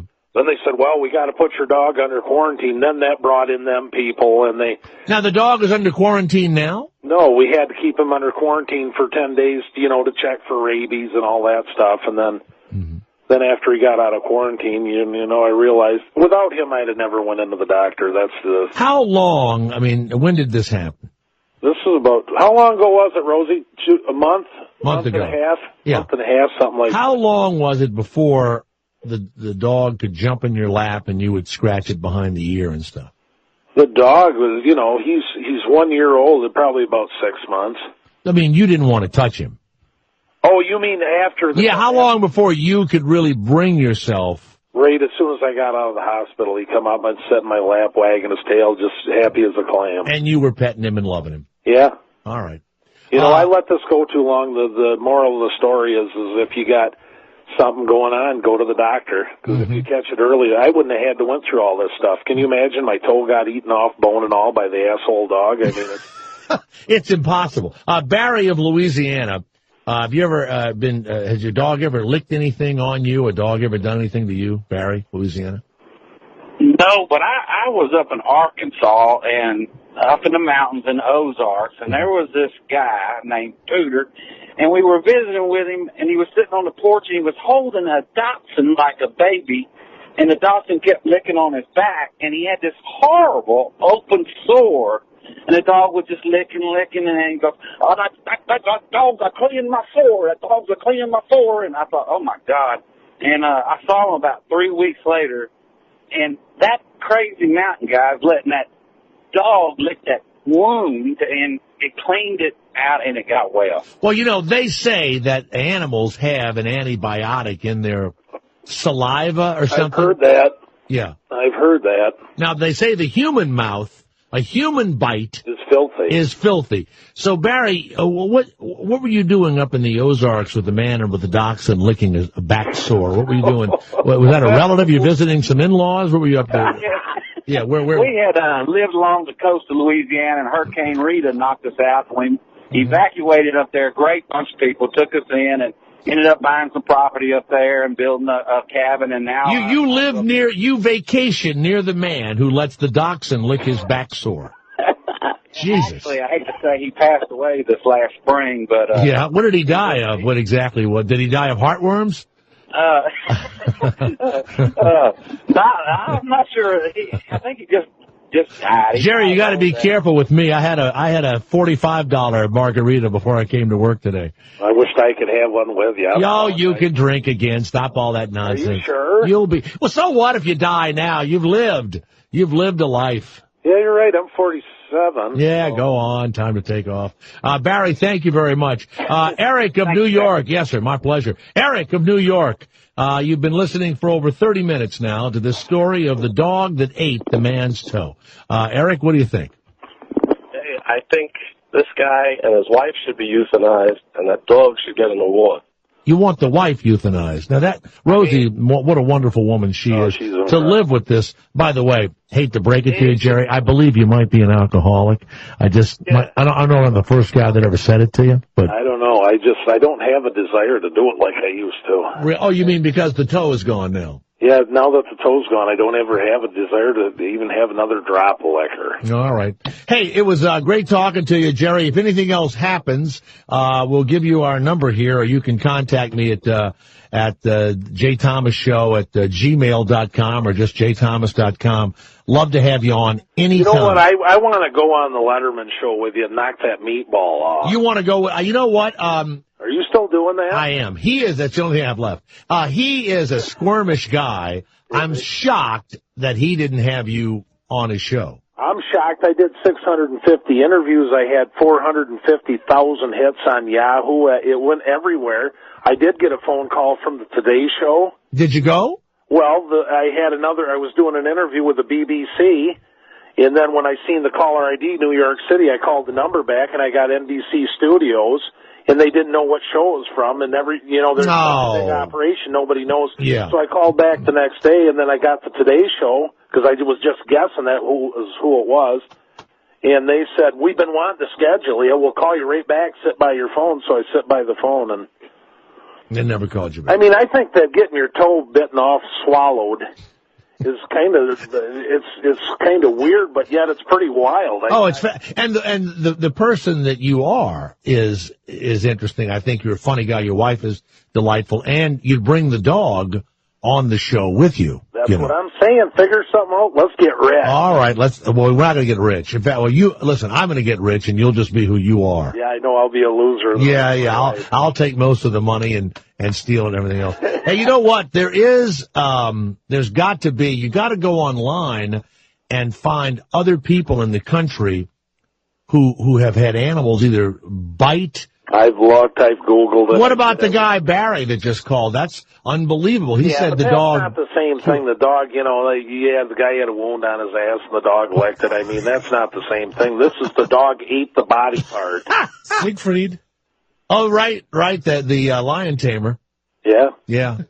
You know what? They're animals. I say this all the time. Friends of mine take their dogs with them overseas. They cry when they leave. I haven't had a dog in a while, but I got 3 cats. They live outside. They're wild animals. Yeah. Well, and you're kissing them and Pookie and all that bullshit. And then minutes earlier, he was licking the red thing. You know what I'm saying? Yeah, of course. Oh yeah, he was licking his gland's penis. Oh yeah. Thank you so much. Hey, give me a copy of this show. Yeah, now, you know what? We were told that no one has given you a copy. Garrett Andritz, I'm going to put you on hold, get your address, and you will get him a copy. Yeah, everybody else says, we'll send you an MP3. The only one that did was the BBC and a couple radio stations in Australia. Well, this will be the same type of thing. No, we're going to get it to you. You MP3 it, or you send it on a CD? Tell Christina it's Hey, Jerry, wonderful talking to you, okay? You're the shiznissel, man. I appreciate it. Thank you. I'm the shiznissel. All right. Wow, that's unbelievable. Let's go to Scott of Minnesota. Yes, Scott, it's Jay Thomas. I've been wanting to talk to this guy for 6 weeks. I've had that much trouble getting him. I saw it immediately, and I've had trouble getting him on the air because he was so damn busy. Unreal. Yes, Scott. Yes, I was wondering if Hannibal Lecter was in the room, and did they eat it with a side of fava beans? So you don't believe him, right? I don't know. That's crazy. I've heard stories of peanut butter, but that's crazy. Well, no. I mean, they show his toe is gone unless he and his wife cut it off. I mean, it happened. I mean, his wife said Jerry had all of these margaritas, so I just let him sleep. And then I heard the screams, my toe's gone, my toe's gone. She said it was horrifying. She walked in and she had thought it was an aggressive attack by the animal that was kind of kooky. But apparently it wasn't. So I think they thought the dog had gone completely berserk, Wow. Oh, it was still an entertaining half hour. Yes, it was. My pleasure. Max, California, the Jay Thomas Show. Yes, Max. Line 4. Yes, Max. Hey, Jay, how's it going? Good. Listen, I was going to tell you, I couldn't get on before, but that guy can grow his toe back. No, he can't. No, he can't. Yeah, he can. No, he can't. They lost all the toe. The toe was shredded. No, I know. He can grow it back.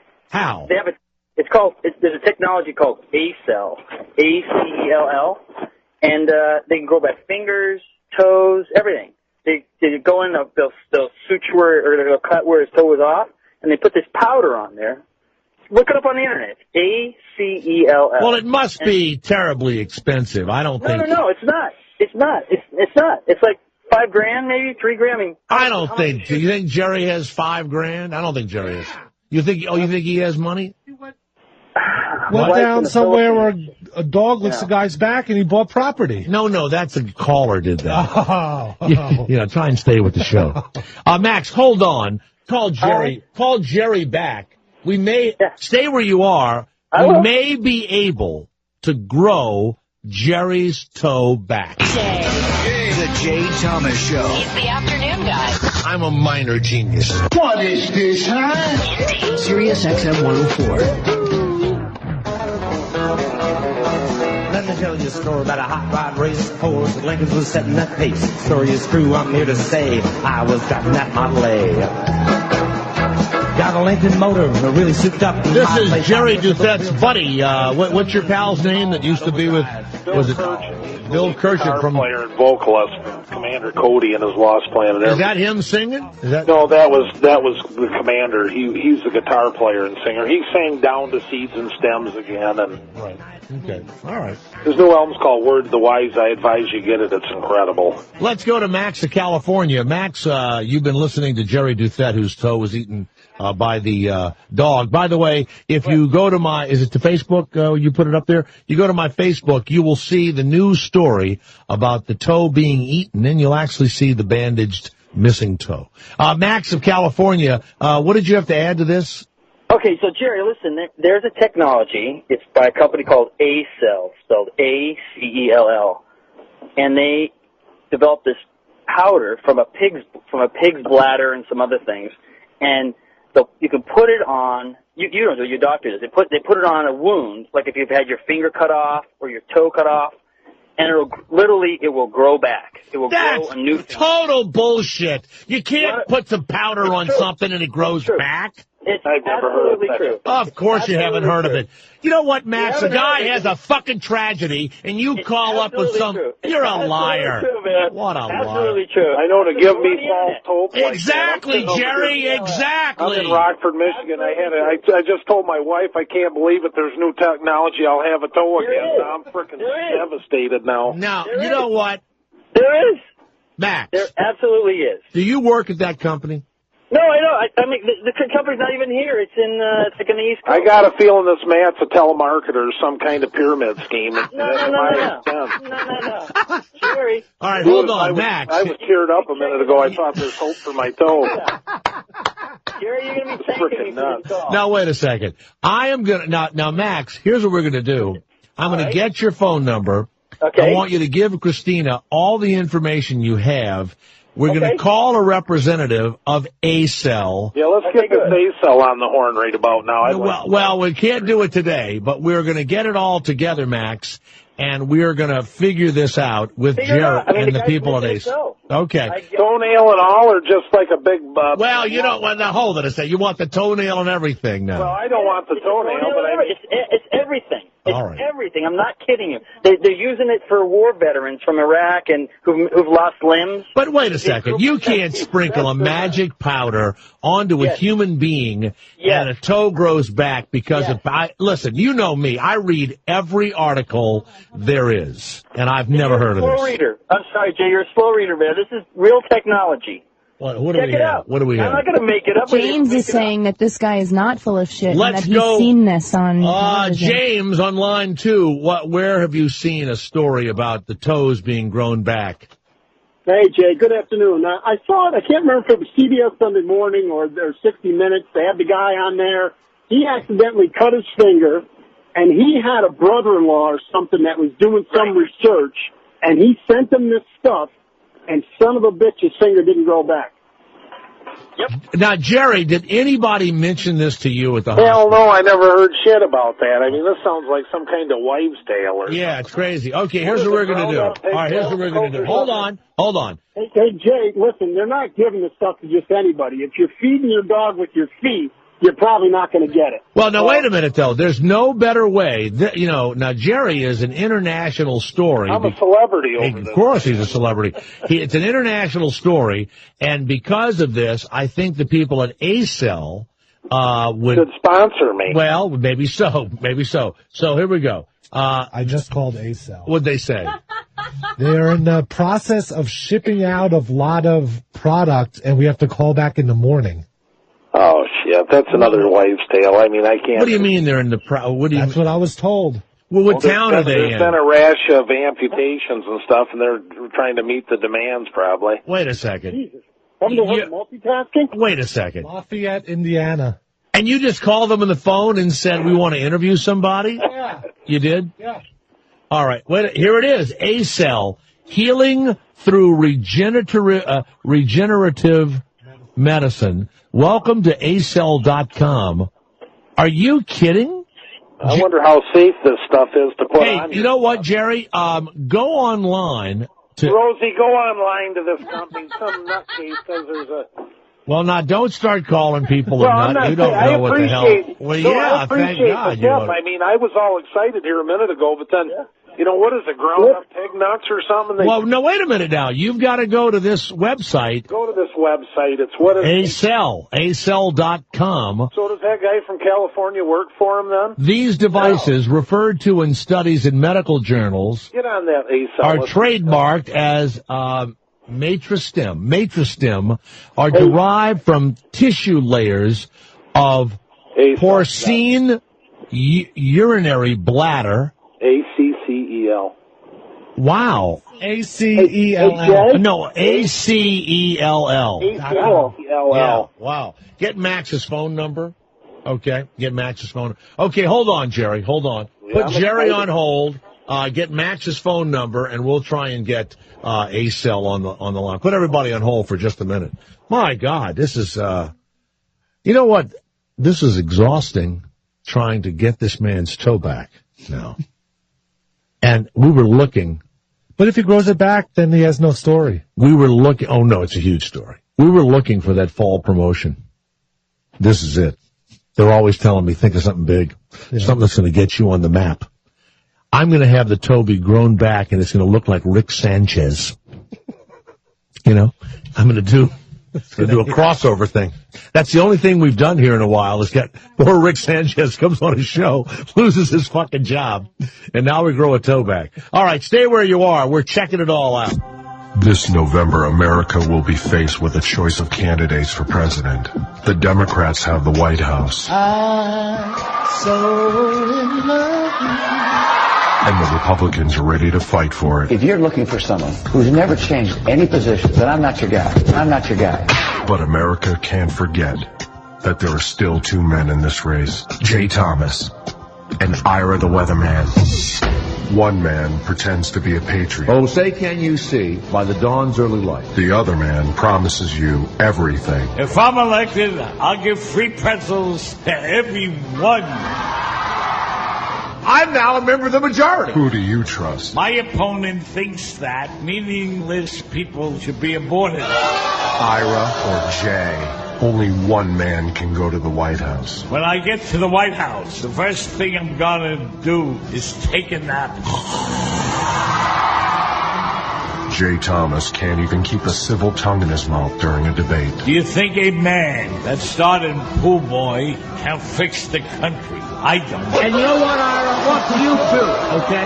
Jay, shut the fuck up. But you are a legend. No, I'm nothing. No, fuck you. And you know what I'm going to do? I'm turning the fucking equipment. Jay, fuck you, my friend. I've made my choice. Ira the Weatherman for president. I'm Ira the Weatherman, and I approve this message. The Jay Thomas Show. He's the afternoon guy. I'm a minor genius. What is this, huh? Sirius XM 104. Tomorrow morning, I will be at the Howard Stern Show at 8 o'clock as a guest to promote my two exciting shows on the Travel Channel. Ghost Stories, which is on Saturdays, and on November 2nd, my newest show. Now, not on camera. I'm like those big stars. I'll use my voice, like Jeff Bridges and all those guys. John Ratzenberger. I'm like not my face, not my voice. Mysteries at the Museum debuts after Halloween on the 2nd. Okay. Hey Jerry, Andrea will get back in touch with you. We've called A-Cell.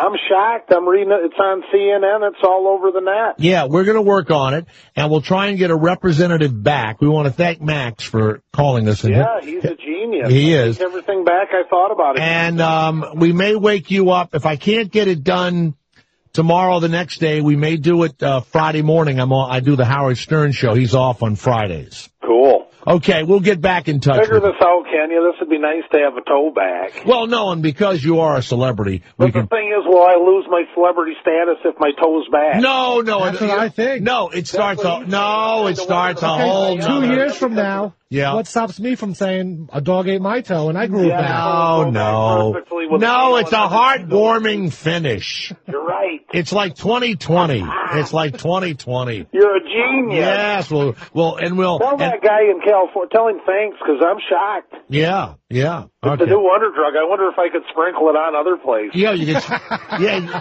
Yeah. You know what? After the wife has a child, you sprinkle it on the vagina, and it goes right back to when she was a girl. That's what I'm talking about. All of it. Good. All right. Thank you, Jerry. All right, brother. Wow. That is a funny, I mean, you talk about have a co-host. People go, I would hire him in a minute to be on the radio. He has a great voice, too, doesn't he? Yeah. What, were you shaking his head? No? This guy's good. Wasn't shaking anything. You went like this. If I was in Grand Rapids and I had a morning show or wherever the hell they're, I'd hire that guy tomorrow. He's got to be funnier than whatever assholes they have on Good Morning Grand fucking Rapids. Jesus. Bill of Indianapolis. What a story. Almost an entire hour talking to the man who lost his toe to a Jack Russell. And now the heartwarming conclusion of that story, perhaps the toe will be grown back. How you doing, Jay? Well, good. I wanted to use my low savior voice, when I save someone. Yeah. That works well. Mm-hmm. Yeah, I was just wondering, since Jerry had such a good sense of humor, why he didn't rename the dog Hannibal Lecter or Jeffrey Dahmer. Should have renamed it Jeffrey. All right. That would have been a good intro on the Today Show. Here's Jerry and his dog. Well, you know what? The Today Show, they're so full of shit. They're not going to have anybody on that's going to make fun of their toe being eaten. You know what I mean? They're going to have Baldy? What's his name? Married to the Matt Lauer, married to the Victoria's Secret model. By the way, about the fourth week into that marriage, you realize they're really fine and really stupid. That's the sad thing about that Victoria's Secret shit. And then they say, I'm tired of being Mrs. Matt Lauer. I want to be myself. Who? Dumb shit with a great ass? Is that who you want to be? All right. Yeah, thank you, Bill. Thank you. Thank you so much. Let's go to Ron of Chicago. Yes, Ron. Jay Thomas here. Hi, Jay. How are you? Good. I was thinking to make that guy's entire life complete once he grows his toe back, if he were to spill spot remover on that dog, the dog would disappear. You think of that yourself, did you, Ron? No. All by yourself, Ron? You're all by yourself in the truck, just laughing at your own shit. Up. Yeah, he's gone. Yeah, he's embarrassed. He's totally embarrassed. Hey, Don of Maine. Hello, Don. How's it going, Jay? Good. Yeah, he was talking about growing a toe back, but it's not going to look like a real toe. There's going to be no nail or anything. You can't make the nail grow back. Who gives a shit? He'll get the thing back. He'll get a, It's going to look like a fucking pecker on his foot. So what? He wants the toe back. That ain't going to... That's not how it even works. They got it all wrong. What do you mean? They don't put powder on it and it grows back? No, it's not any powder. It's just a bunch of skin cells that they're layering on top of each other. You know what would be sad if it grew back but it was just a little toe, it would be like just a teeny toe, All right, thank you, Don. Don's one of these guys that wants to ruin it for everybody. Yeah, that's him. The Jay Thomas Show. It's the afternoon show. We will say what you are thinking. What can I say? The guy's good. It's the Jay Thomas Show. Jay Thomas. Sirius XM 104.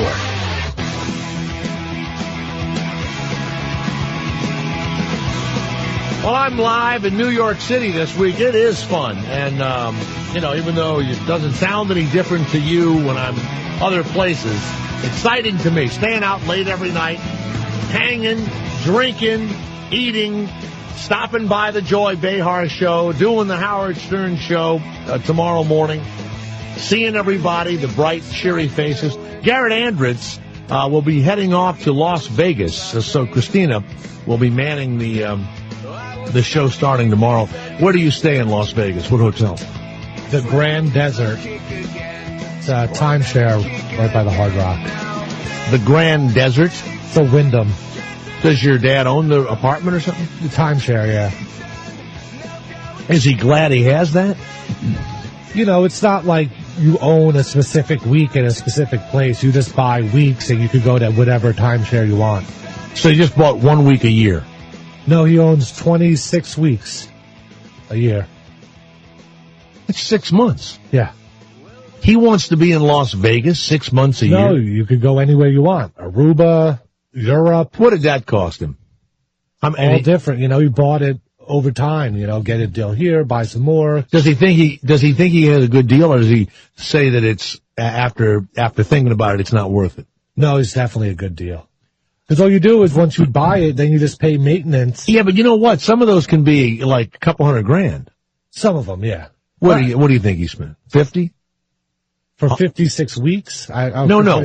What do you think he spent? 100 grand? Is it forever? Yeah. And what do you pay? You pay the taxes? What do you pay? Maintenance. So when So for 20, well, wait a minute. He doesn't get to vacation 26 weeks a year. He's retired? Yeah. So he takes that new young wife with him? Yeah. He goes to Hawaii a lot during the winter. And he doesn't pay anything but the maintenance of the what? You have to pay maintenance of the specific place, or depending on how many weeks you have or something. So he can go 2 weeks to Aruba, 2 weeks to Vegas. Where else? I mean, they have ones in Atlantic City, in North Carolina, South Carolina, Florida. You know, we live in a duplex in Santa Barbara. And so the boys have their side and we have ours, and I busted this wall down. It took like a month to bust this wall down. Jackhammers that people call the police and everything else. This old guy built it, double rebar, 2 feet thick and double rebar. Oh, crazy. So they live in their own apartment. So I'm thinking of I should sell that as a timeshare to about 100 people. Absolutely. Yeah. And it's like the producers when they sold the show, 300% of the show, Wow. Timeshare. I always thought those were bad deals. I mean, they are. Now you can buy them. Now, none of the places he bought went out of business. That's unusual. A lot of the places went under. It used to be Fairfield, and I guess they got bought up by Wyndham or something. I don't know. He had a guy last year come up to him and say, "You want a free timeshare?" And for some reason, the guy didn't want it. It was worth $15,000 or something. He just didn't want to. But your dad has to pay the maintenance on it. Yeah. So he's bought more than one timeshare. Yes. He needs to write a book. Timeshare Guru. Something like that. In a few moments, we're going to have Sally Davies. I'm not quite sure. Maybe you can help me here, Garrett. Why is it so unusual that she got a Happy Meal and it didn't change over 6 months? I don't quite get why that's so odd. Do you? Well, it's food, you would assume. She did it on purpose. She bought it and then was going to take a picture every day to see how it deteriorated. And after 6 months, it looked exactly the same. So I think that's... Well, so did she. Yes. You could see, you saw me 6 months ago. I looked fine. I look the same now, unless I lost weight or I'm not going to get any mold on me. Black eye. Does that mean that perhaps the food might be living? It could actually be a living thing? No. It's an idea, though, isn't it? It just means there's a lot of fat in it. Well, don't give the answers now. We haven't started the interview. Forbid. 888-4-102-102. Walt of Minneapolis, I would assume. Yes, Walt, go ahead. Jay, how's it going? Good. Congratulations on Brett Favre, and that whore that he allegedly sent the Texas, his dick to. Sent a picture of his dick. And the naughty thing. He's doing great. He had a great game. Yeah. One last comment on the guy looking for his toe. Yeah, Jerry, my pal Jerry, yeah. Yeah, all he needs to do is call a tow truck. I almost spilled coffee on me, you stupid prick. All right, thank you. Thanks a lot, Jay. Idiot. What a stupid show. I know, it's easy to get in here. Pete of Astoria. Hello, Pete, it's Jay Thomas. Garrett Andrews leaving on this ridiculous timeshare scam that his father's bought into. Good God Almighty. I was in real estate. I'm not jealous. I was in real estate, and I've done everything and checked the timeshares, checked the amount. Maybe now it works out. What is it, Pete? What is it, Pete? My impression always was that they were a big scam, but I'll tell you, well, my aunt bought a timeshare up in the Catskills, and it was nice, I guess, for several years. So my father goes up there with her, I guess maybe like 5 years ago, or maybe it was longer. So they're walking around, and they go to the back, and ends up half of the place became a welfare hotel. You know, like in the back of the, they had gotten rid of. Yeah. But were there people in the swimming pool, and were there still, no, that was over. They weren't. They had them kind of isolated, but oh well, I guess so. I mean, it was full-fledged welfare hotel. I mean, and she ended up owning, it became a shithole. And it's actually, I could the name. I know the name of the place, but I don't think I should say it. The way they make the money is they literally are selling the same apartment 100 times, and as long as two people don't want to stay in it. I mean, they're kind. I'm sure there's some formula that they use, but you only have 52 weeks in the year, and it would seem you would have 30 owners, I guess. Well, here's the pitch they give weeks. You, right? Yeah. Okay, so they, say you buy a place in up in the Catskills, which is dead now, right? But right. So you own one up there. Mm-hmm. They pitch you on like, well, you have this, but if you want to exchange with someone who, let's say, has a timeshare in Hawaii, well, who knows? You could be over in Hawaii one year, or Mexico and Cancun another year. Like what person with a timeshare in Hawaii is going to want to exchange for the Catskills? Is that what your dad does? He exchanges with people, Garrett? No, you buy just weeks. And then you can go to any one of the timeshares places. And your dad thinks it's cheaper than spending the money and renting an apartment in any of these places. My parents do. It's definitely cheap. Yeah. Because, you have to go to it maybe 15, 20 years, and then it pays off. But after that, he could pass it down to me. Oh, I'm definitely turning my kid's side of the house into a timeshare. Do it. Yeah, well, and you know what I'm going to do? I'm going to walk around and say that I'm renting the other side and tell them that I'm a celebrity. Yeah. But I'm not going to tell them that I own the place. They'll go, oh, I'm a big celebrity. I rent this place all the time. You're lucky. I keep the other side all the time. Sometimes it's okay for people, but I've heard several instances where it's like way overpriced as compared to where maybe if you just went on vacation or whatever, because the maintenance is a lot of money. Garrett, isn't it really a lot of money for the maintenance though per year? Well, your dad is like a collector of the timeshares. He's almost addicted to it, isn't he? They are kind of. They're addicted to it.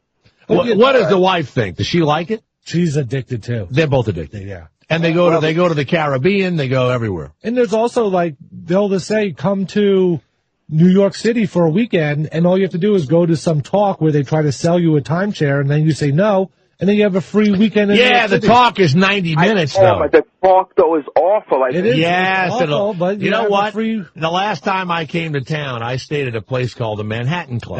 That's one of them that they own. And so, but the station pays for my room and everything. Mm. So they wanted to give me the talk, right? So I thought, well, they give me the talk, and I'll steal a few nights, right? Yeah. Oh my God! I couldn't take it. I couldn't take it. That's how it was for me. I was like 30 minutes in, and I'm going, I'm sorry, I got to leave. Could I have half of a room if I leave early? Could I just stay a night or two? Oh yeah, it was awful. I watched the video. Then I'm sitting down with the salesman who doesn't want to let me go for shit because what's worse than being a salesman? It was the worst economy, and they want 90 minutes of your attention. And then you get free breakfast or something or other for like a week. I'm thinking, I'll pay for breakfast, Just I would have given him $100 to get the hell out of the meeting. Yeah, definitely. And he's trying to pitch me on, there's all these, you wouldn't believe the women if I was your age, I didn't see a girl up there, a woman younger than 65 years old, and I was about 25 at the time. Of course not. All right, Jay. Good. All right, Pete. Thank you very much. Let's check in now with Brett Favre. Winner this weekend in 2-4, got those Minnesota Vikings back. The little whore alleged who. Hey, Roach. Hey, how's it going? I'm good, thank you, Brett. Now is that a picture of your dick you sent to that young lady? What's going on? Well, Jay, I got to be honest with you. Everybody calls me a gunslinger, and now the proof is in the pudding because I'm packing a snub nose. You know what I mean? Hey, Gary, you think your dad would let me a couple of weeks after the season? I don't think I can go home anymore. No, that's got to be bad back at the house. That's got to. But she does look like your wife. Yeah, well, that's what my wife used to look like. Well, I know that. We all are interested in what. Did you see the video of Brett getting hit in the nuts with a football? No, who hit him? He was at practice talking to someone, and the ball came over, square in the nuts. You mean like this week? Yeah, like karma. Well, karma. You mean Buddha sent a football into Brett Favre's balls? Now, what'd be funny is that the camera went off to the right, and it was, oh shit, he gets bent over. Oh my God, he's on the ground. He's really hurt. Yeah, well, I wasn't really hurt. It didn't really hit anything, as you can tell from the video. Oh my God! No, rewind it. Look. Oh, we got. Oh, don't rewind. Why are you gonna remind me? No, you know what though? No one is paying any attention to him. No trainer came over. He gets hit right in the balls, and the other quarterbacks just keep practicing. Doesn't that prove that nobody actually really likes me in the NFL anymore? That is really weird. That is crazy. All right. Way to keep the Brett Favre character going the whole time, by the way. Thank you. Well, I don't know what you're talking about. All right, Jay. I'll talk to you later. All right, goodbye. Eric of Colorado. Is that where you are, Eric? Colorado? Yeah, I am. Good afternoon, Jay. Good afternoon. Hey, Garrett, just hate to tell you this, but there's a local consumer advocate out here who just rails against these timeshares. And think about this. My brother-in-law bought one of these in Vegas. He pays $2,500 a year for the maintenance for 1 week. Now, the complex that he's in, there's 300 units. Each one pays $2,500 a week or $2,500 a year for 1 week. And the unit that he gets to use when he goes out there, he shares with another 15 owners who pay $2,500 a year in maintenance. I mean, the company's breaking in millions upon millions of dollars, and he can never get out of that contract. Well, somehow Garrett's dad has either he's dumb or he's beaten the game somehow. Beaten the system. Is your dad a system beater? Would you call him a system beater? See, the thing with this guy is he bought a week at one place. My dad doesn't do that. It's not the same type of timeshare. His week, he can use his week at any facility in the world that's owned by this company. The thing is if you think about it, how many millions, hundreds of millions of dollars this company rakes in for basically nothing. Yeah, but guess what? $2,500 a week sounds like, $2,500 a year for the 1 week maintenance. You could stay in a lot of places for $2,500 a week. Your brother got screwed. Yeah. Now look, it's okay for them to make that money, but if your brother is that dumb, it's his problem. I believe when my dad's 26 weeks, it's like $1,200 a month for security for all those. So it's like $12,000 a year, but you get 26 weeks. Wait a second. Your dad spends $12,000 a year on the maintenance for 26 weeks. It can't be $500 a week. It can't be that cheap. It is. I'm telling. Because he had a whole talk with me. Now, did your dad buy people's troubled timeshares? Sometimes. So your dad is kind of like got a new kind of a little deal going. Yeah. Wow. Now his dad just, worked for Goldman Sachs, and he thought of the whole derivative thing is his dad thought of all of it. I think we need to talk to his dad about letting. No, I'm going to have his dad on and give us you know what? I'm going to have his dad on for 90 minutes and tell us all about it. And then we're all going to go stay at his timeshare after his thing is over. All right. Excellent idea. All right. Thank you. Let's go. Let's end this. Tommy of Princeton. And then we're going to go to the woman, Sally Davies, who let a Happy Meal sit on a counter for 6 months and took a picture of it every day. Yes, Tommy of Princeton, New Jersey. Yes, sir. Go ahead.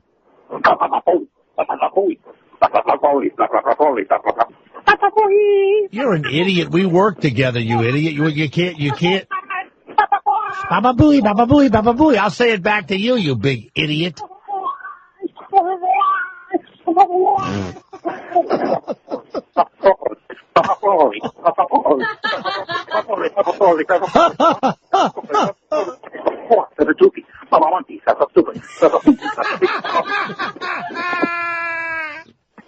Oh my God, what a complete idiot. You know what's sad? There's no one to call anymore to do that to, so they do it in the building now. TV, they moved on to TV, that's fun. That's part. What shows are they on? Like live news shows. And they still do it? On the scene, and then they're not on the scene. Oh man. The funniest thing I saw, and you can go online and see it, the guy's in front of a door of a crack house that they're pulling stuff out of, and the cop walks out with about, I swear to God, a 3-foot dildo coming out of a box. Yeah. Is that real? Yeah. Oh my God. And the announcer just keeps talking. Well, as you can see, they're pulling the paraphernalia out of the drug house. Sally Davies, go to SallyDaviesPhoto.com. Welcome to the Jay Thomas Show, Sally. You're right here in New York City, are you? Yes, I am. Just a few blocks away from our studios. I didn't know you were here. I thought you were out west. You know what? I am out west a lot, but I have a timeshare back here in New York City. And I pay like $16,000 a year, so Holy shit, that's a great deal. So I got to come in town and use it whether I want to or not. You are a photojournalist, or you're an artist. What do you consider yourself? I'm an artist. And so you take interesting and sundry photos of things. What made you want to take a picture of a Happy Meal daily for 6 months? I heard about a lady that did one for 12 years. She took a picture of a Happy Meal. No, she didn't take a picture, but she kept it for 12 years, and she was a school teacher, and she used it as an example of something, I don't know what, in school. So you mean something not to put in your stomach? Yeah, I guess. I Right. mean, I would assume that's what she was telling them not to do with it. Have you ever put a nail into Coca-Cola or any soda? Have you ever put a nail? Yes, I did that in grade 1. All of us did that, and it dissolves completely, right? Correct. So we did that. So she was doing it as that type of object lesson, right? I guess, Right. yeah. So I was telling my friend about this, who owns burger restaurants in Manhattan, and he said I was gullible and that I was an idiot and that I should believe everything I read on the internet. So your friend owns a regular burger place, like a Hamburger Habit or one of those deals. Well, it's still kind of an upscale burger places, yeah. Mhm. So I said, well, how long do you think it would take then till it started to mold? And he said, I don't know, like 2 or 3 days, I guess, like real food, because it is real food. And I said, okay. So I came home and went and bought one. So the Happy Meal is the hamburger. Now, does it have the pickle and the secret sauce on it? No.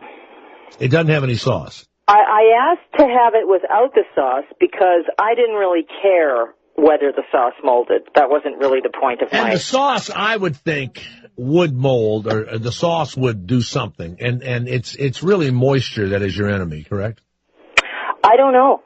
I mean, I've had people send me all kinds of things, pictures of burgers since I did this, and lots of people did this and left all the stuff on it, and it's kind of, stayed pretty much the same also. It says that, and I'm quoting now from the McDonald's brochure, 100% U.S. Department of Agriculture inspected beef, cooked and prepared with salt, pepper, and nothing else. The world-famous French fries made from potatoes and cooked in a canola oil blend. Huh. That's what it says. Yeah. Okay. Well, you know. I mean, you can go online and you can find out what is in those French fries. And it's a list about a mile long of things that I can't even pronounce. Now, that's always strange to me. It's a French fry. Does that mean that it's a composite of Yes. potato? Yeah. And so it's like a Pringle. You know those Pringles? Yes, it's very good, Jay. It's exactly like that. It has dextrose and it has oxides. It's so weird, isn't it? It's like, why don't you just cut a fucking potato and fry it and serve it to us? Right? Well, I can tell you why. You want to know why? Yeah, I'd love to hear. Because they don't want to miss one molecule of French fry that might end up on the floor by the cutting. Right. So this way, and they make their chicken McNuggets exactly the same way. They all do. And you know, there's a name for this. It's called mechanically separated meat. And it's basically they smush up, in a big blender, the meat, and then they mold it into like a nugget or whatever it is that you want. And then they dye it back to beige because it's the wrong color. And then they give it an artificial flavoring. Now that's the McNugget? That's all kinds of fast food restaurants. That's a process that they all use now, yeah. Years ago, I had quite a voiceover career, and I would do things like the new Coke, and I would do, Miller Beer and all that. And one of the things I did was I had the McDonald's account when they introduced the McLean. And I go to the studio, and I was just the voiceover guy. But I had to do it to the picture of the thing. And the McLean was made of seaweed. You can go online and find it. I think it had some meat in it, but it was lean because it was a seaweed-based kind of a meaty kind of a sandwich. And as we're doing the announcing and looking at the ingredients, it was disgusting what we was like, who's going to eat that? Now I didn't say that out loud. I wanted to. No, of course not. If I'd been stoned, I'd have been going, I have to eat that. But I didn't. Now, the weird thing is, it's almost like the bankers, they wake up every morning. How can we screw these hardworking Americans? That's what's weird to me about fast food and all. They know it's got to be bad for you. They don't care. They can make it healthy. That's the weird thing. It's their profit would shrink if they made it healthy. And I'm a little bit of a conspiracy type person. I think that there's a big system here. If you eat that food and you get sick, then you have to buy those medicines from Big Farm. So it's kind of like Big Meat and Big Farm are, the pharmaceutical companies and the fast food restaurants are all in cahoots. That's what I'm saying. Have you ever slept with Jesse Ventura? He's he's always saying there's a conspiracy. He's right. I'm with him. He says that no airplane crashed into the Pentagon. Well, do you want to go from the fast food to 9/11 like that? No, I'm not. Not if you're going to go there, I'm not. Now, you've taken a picture of it. Where is the Happy Meal now? Where is it? It's in my living room, Jay. Now, when friends come over, like it's Saturday night and you're having, friends over to cocktail or eat. Yeah. My friends think I'm really weird. Is it just sitting on a plate? Yeah. Mm-hmm. Does it smell? Oh, no, it hasn't smelled since about the 24th hour that it was here. Did it have, what sort of odor did it have for the first day? Well, it smelled like that really delicious McDonald's smell. Like, I don't care what that is, I just have to eat it. And I have 2 dogs, and they were, sat vigilant by the bookshelf waiting for me to give them that food. And then the next day it was completely gone. And they are completely uninterested in it. It's sitting right there. And so you don't think there's any meat in it? Because now we just had a man on who his dog ate his toe off. He was our guest right before you, Jerry Duthet. And if you don't believe me, you just... What kind of dog does he have? It was a Jack Russell. It is a Jack Russell. Dogs. You hate him. Everybody hates him. I hate Jack Russell. Well, he hates the dog. Whenever there's a kerfuffle with dogs, there's always Jack Russell in the middle of it. Or a pit bull. But this dog, he had a sore on his toe, and the dog ate his toe off. Now, he had a margarita that cost him $22. That's how big the margarita was. And he had 11 beers, 9 at the bar, 2 with a buddy, and he's married to a Filipino nurse who was on the internet in the other room, and he awakens and he's yelling, "My toe's gone, my toe's gone," and the Jack Russell is licking his chops with blood all over. That is, you're grossing me out. That's the truth. It happened. That is disgusting. And now we found a company that's going to make his toe grow back. Now, you're a photographer and you're like a performance artist kind of a thing. Are you getting a lot of? I'm not a performance artist. You know, I'm just an artist. That would be someone that dances around the burger. And those, yeah, exactly. You would take your clothes off and you dance naked around the burger. There's no stripping or dancing going on over here around the burger. Now, do you have a picture of yourself from 180 days ago? Because, you probably haven't changed much either. So what does that say about you? That's the other question. I don't know what that says about me. I mean, how much of any of us changed in the last 180 days? Not unless we've gotten a horrible disease or something, Yeah. Well, I guess. I don't know. Now, out of this Happy Meal, did you expect it to go sad? What were you expecting? I did. I have to admit I did. I had a preconceived idea. I thought it would get wilty and, get, moldy.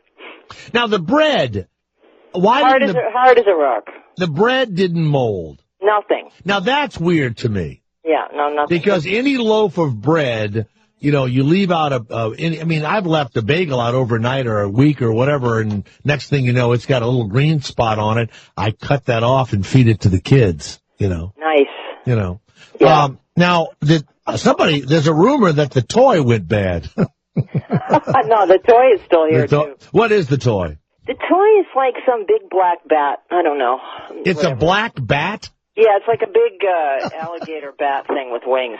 What is that from? It must be from some movie. Yeah, I'm sure. I don't know what, though. Now, how much would it take for me to... what would you take to eat it right now? If I wanted... what would you take to eat it? You know what? You couldn't. That's the thing. Even if I would take... You mean the meat itself is hard? I mean the whole thing. If you tap it with your hand, it's like you're tapping on a plastic. Could you get the piece of meat and tap it on the telephone? Or let me hear it. Let me hear the 180 day. Wait a minute. I got to go get it. Here we go. Hold on. What a show. I know. Isn't this amazing? Man has had his toe eaten off and now 180 day old. Here we go. This is a Happy Meal. Okay, hold on. That's the burger? That's the burger.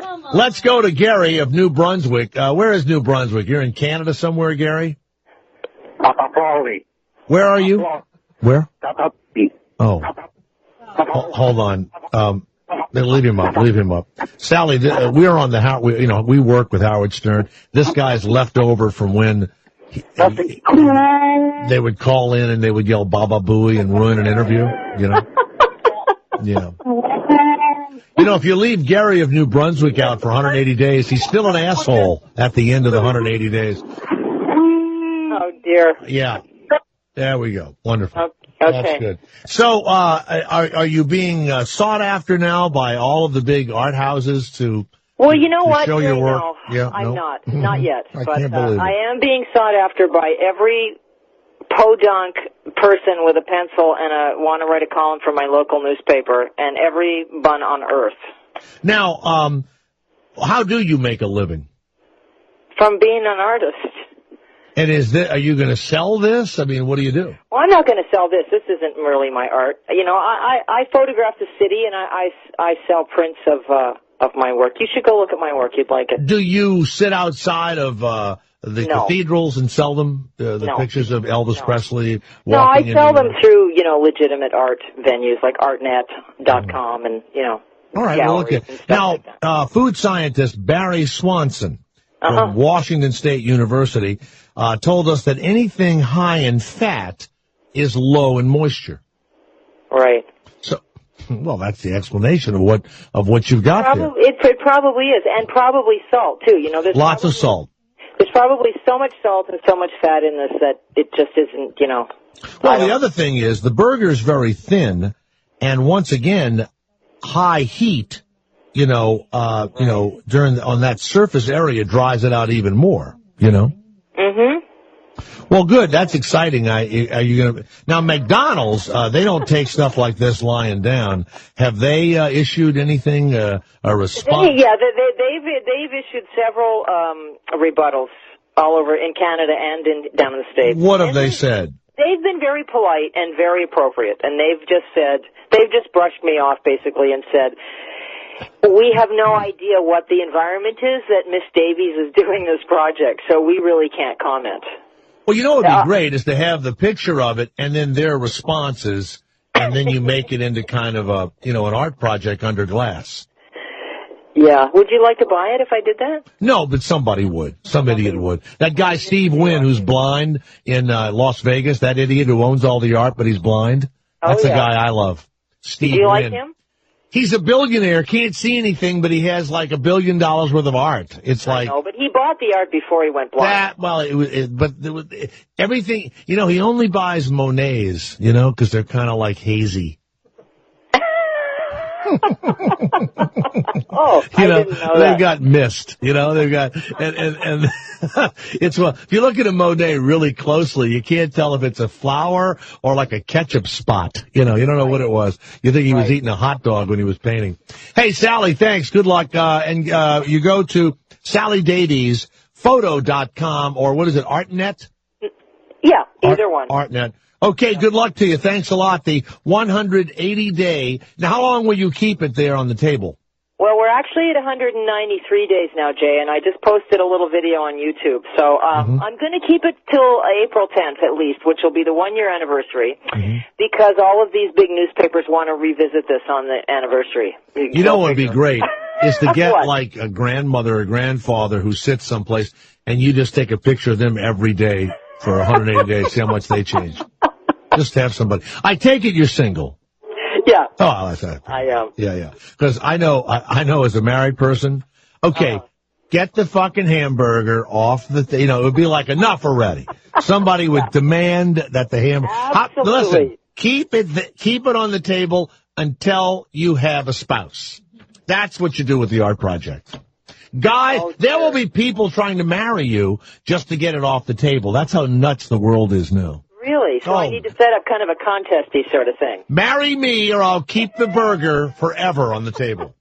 All right. All right. Hey, thanks a lot, Sally. Good luck. Okay, all right. Oh, my God. And you know what's so crazy? After all of this that's happened, the guy, the toe, we had the suicide guy, the daddy blew his brains out, sleeping in the bed next to the mother. Right? Mm-hmm. We've had the timeshare discussion. We've had the dog with the toe. Then the company that can grow the toe back. People that thought it was bullshit. The Happy Meal lady. The Baba Booey guy. The ridiculous Baba Booey guy who keeps calling him Baba Boopy Boopy, Baba Boopy Boopy Boopy, like that. And the fucking show is still not over yet. Jay Thomas Show. It's the afternoon show. We will say what you are thinking. What can I say? The guy's good. It's the Jay Thomas Show. Jay Thomas. Sirius XM 104.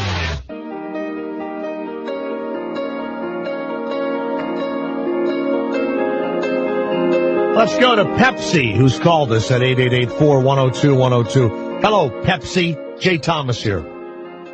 Mr. Thomas, how are you doing? Good, thanks. Listen, I don't know if you remember me, but about 1 million years ago, you gave me $92 on KTU, 92 KTU. 92 KTU. I used to give money away. That's right. I know, all right? And I don't know if you remember this, but you were talking about how when you were a kid, they used to call you Roach all the time. Do you remember that? Yeah, I've told that story here before. In fact, my Brett Favre just called me. I used to run. I was really fast and really little. And a crossing guard used to call me Roach. And then when I played Little League football, I was really small and fast, and I looked like a roach. A lot of roaches in Louisiana. That's right. I told that story on 92 KTU. No, but the reason why you gave me the money is because I explained to you why they called you Roach. And I said that when you would grow up, that you would become a full-grown Jay. You remember that? Oh, my God. That's a great line. Well, do you remember that? I do now. I do now. That's brilliant. That I started as a little roach, and when I grew up, I became a full-grown Jay. Sorry, you gave me $92 for having a big mouth. $92. Isn't that something? Wow. And we played dance music, right? That's right. KTU's still a station. You know, every time I get canned from one of these stations, I give that speech. Yeah, well, you're not going to last long now that I'm gone. All the stations, they do fabulous after I'm gone. Oh, whoops. Well, glad I found you. Whoops. Thank you so much, Pepsi. You know, and listen, much congratulations on your success, man. I watch your career all through there, man. Like, you know, well done, man. Why are you called Pepsi? Why are you called Mr. Pepsi? I'm called Pepsi because that was the first thing that my mother asked for when I was born. I could have been named Johnny Walker or Jose Cuervo, okay? But I lucked out with Pepsi. Your mother said, I want a Pepsi, so they named you Pepsi. I was born in the 60s. What do you want? I could have been named Dweezil or Moon Zappa, you know? All right. Thank you, Pepsi. Thank you. Bye-bye. His mother wanted a Pepsi, so they gave him that as a name. Jesus Christ. Ridiculous. A Pentagon official said that he believes a shooting early this morning was a random incident. Have you heard about this? They heard gunshots. 5 or 6 gunshots at about 5 o'clock in the morning. Well, it is Washington, D.C., one of the most dangerous places in the world, and it's so strange. The schools are for shit. The city is for shit. They just fired this great woman that was running the school system. You know, I'm starting to be a little bit against the teachers union because they don't want anybody fired. Yeah. You know, I'm starting to, and they have this rubber room in L.A. and here in New York, maybe other cities too, where they get paid full price, and then they can't get fired, and it takes years for them. And some of them make 75, 80 grand, and they just sit in a desk. They sit in a little school desk from 9 in the morning till 3 in the afternoon. They have to stay there. Some have been there for years. They sleep. One guy they found was running a business from his little desk, so odd. But in a bunch of gunfire at 5 in the morning, Then, of course, you think that Dick Cheney might need some help. You imagine little Dick Cheney running around firing. Then they couldn't find whoever was shooting the gun, but it was close enough to where the guards surrounded the Pentagon. Now, that's the same Pentagon where no plane crashed into it during 9/11. That's what Jesse Ventura was saying the other night I was on Joy Behar, and he was on there before me going, Jay, that's no. A woman walked out of a hole, Jay, in the side of the... I'm thinking, what? So does that mean we attacked the Pentagon ourselves? I mean, it's so nuts. So stupid. Last night here in New York, you've got to go online and see this debate they had with Mario Cuomo, who is, running 2-1 ahead of anybody else. And you got the gay basher, this Carl Palladino. There's a prostitute that she'd been a guest on our show, Kristen Davis, and she was the one that helped bring down Elliot Spitzer, who now has his own show on CNN. She actually said some interesting stuff. She said that if they tax business will be leaving New York faster than Carl Palladino leaving a gay bar. Huge laugh. And then she said, I would be a good governor because I could at least run it better than the Metropolitan Transit Authority. I only kept one set of books, and my people showed up on time and provided their services and left and all that. But the real star of it was a guy named Jimmy McMillan, who I told you this earlier, Garrett. He has 3 mustaches, one on top of the other. You called me in the morning saying he had 3 or 4 mustaches, and I was like, what are you talking about? But when you look at him, he does. He has one mustache on top of another. He's got kind of a beard kind of a thing, then kind of a mustache, and then a big giant handlebar thing. And I heard Jimmy Kimmel say it looked like he'd been hit in the face with a bunch of snowballs, Black gloves. And the moderator is who knows where this guy's from, some upstate, Albany guy. So let's listen to the running for governor of New York. I represent the rent is too damn high party. People are working 8 hours a day and 40 hours a week to some a third job. Women can't afford to take care of their children, feed their children breakfast, lunch, and dinner. My main job is to provide a roof over your head, food on the table, and money in your pocket. This is politics as usual. playing a silly game. It's not going to happen. The rent too damn high movement, the people I'm here to represent can't afford to pay their rent. They're being laid off right now as I speak. They can't eat breakfast, lunch, or dinner. Listen, someone's stomach, child's stomach just growled. Did you hear it? Gotta listen like me. Okay. Let's talk about the issue. People can't afford to pay their Cuomo, rent. 30 seconds for you, sir. Rent is too damn high. And then as a karate expert, I will not talk about anyone up here because our children can't afford to live anywhere. Nowhere. There's nowhere to go. Once again, why? You said it, the rent is too damn high. Thank you, Mr. McMillan. Mr. Cuomo. First, I'm with Jimmy. The rent is too damn high. Rent's too damn high, Partyfield. If you want to marry a shoe, I'll marry you. Who did he say marry who? Shoe? You know, he's unbelievable. Now, he'll be on every talk show. And the guy who had his toe eaten off, they got to have him on. What are Letterman and those guys thinking, you know? I watch these talk shows every night, and they don't have the real newsmakers of the day. They have these stupid fucking actors on who are boring as shit. Now, is it just me? And I actually did a movie that he wrote called The Big Tease, Craig Ferguson. It seems like he ought to be funny. He's relaxed. He's delivering lines. It almost sounded like it was canned laughter last night. I don't know. I'm sure it isn't, but he isn't funny. I watched it, for 30 minutes and I'm going, I'm not laughing at this, Kimmel makes me laugh. Even Letterman, Leno, they still make me laugh. Jimmy Fallon can say funny things. There's something about that guy that's not funny. I don't get it. Do you? The accent, maybe? I don't know what it is. One of my favorite comics is Billy Connolly, and he's from Scotland, and he's unbelievable. You know Billy Connolly? Yeah. Oh, he's brilliant. It's unreal. But there's something about, but do you find Leno or Letterman's monologues? They get some lines off. They get some lines yeah. off. And Letterman's got a new hairdo or something. Looks like he has more hair suddenly. Oh boy. Something or other. Oh, they've kind of mussed it up and moved it forward. Something like that. But I thought that debate last night, I thought I was watching Jackass 3D. That thing was crazy. That was nuts. You could not turn it off. And there were 7 people on stage. They should have just had, the 2 main guys. And he's running away with it, Cuomo, Now the woman, by the way, in Delaware, the guy keeps debating her, and he keeps saying stupid stuff now, too. He said the guy running against Christine O'Donnell. Yeah. He was saying weird stuff, She actually started looking normal. I wouldn't debate him. I would go, I'll give you one debate and then that's it. Why debate him?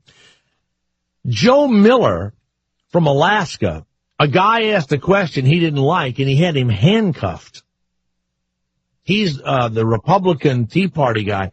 He had his security guards handcuff a guy who asked a question he didn't like. It was in Alaska, yeah. Do you have the Rand Paul thing where did we run that yesterday? Aqua Buddha? Yeah, we ran Aqua Buddha. Yeah. Run it again. I got to hear it again. It's when the opponent in Kentucky, who's losing in the polls, by the way, the Democrat, says that a woman claims that she was tied up and was made to worship. Live. Aqua Buddha. 3, 2, 1, 1. May we have your attention, please? May we have your attention? May we have your attention? Jeff Furlot. The Gumbo Radio Network. Step up. Cast aside these attacks on my personal religion. Jack, you should be ashamed of yourself. You should apologize. Have you no decency? Have you no shame? Why did he freely join a group known for mocking or making fun of people of faith? And secondly, when is it ever a good idea to tie up a woman and ask her to kneel before a false idol, your God that you call Aqua Buddha? Those are 2 fundamental questions I hope we get answered here tonight. You just out and out lie because you have nothing to stand on. He didn't deny it, though, did he? Run a race as a man. Stand up and be a man. He didn't deny it, did he? Calling me names. Okay. You don't have the guts to stand by your positions because once you get out there and put them out there and you realize you can't sell them and get elected on them, you step back from it. You told me to stand up and be a man. Have the guts to stay by your positions. Jack, you know how we tell when you're lying? It's when your lips are moving. No, that's a bad lie. When is it ever appropriate to tie up a woman? When is it ever appropriate to tie up a woman that's right. and have her kneel before a false idol Yeah. that you refer to as Aqua Buddha? Those are two fundamental questions. To be clear, do you think that he's a Christian or a good Christian? Because you're asking that question, why? What is your conclusion? Who gives a shit? I don't have a conclusion about it. I know that his wife is a deacon in their church. I don't think that's the issue. Get rid of him. The issue Get rid of him. Good God. This is Susie. She's a deacon in our church. Why don't you make me vomit once? Christ. My wife's an atheist, and I'm proud of it. I mean, any of that nonsense. Sunday morning, there's no football, there's no soccer, there's no church. There's plenty of sleep in my house. No football. For the kids. And going in, in the bus and all that shit. We did that a couple of times, but no baseball in the summer. They hated it. So we said, okay, Saturday and Sunday, out do whatever. We go to the farmer's market. That's right. Buy that special lettuce. When you leave and when I fly out on Friday, but you're leaving tomorrow, you're going to have to go through the full body scanner. I know. Through LaGuardia and JFK, you will be. They will see your sex organs. That's fine with me. It is okay with you? I'm proud. There are actually lawsuits. There are many. There's a group of individuals that it's so crazy. It's like this. They're against. Here, I have the name of it. They're against technology. It's like it has something like anti-technology in the Ted Kaczynski? No, it isn't Ted Kaczynski, but they're against the technology it's an invasion of privacy. And now you can be patted down if you don't want someone to see your testicles. Yeah.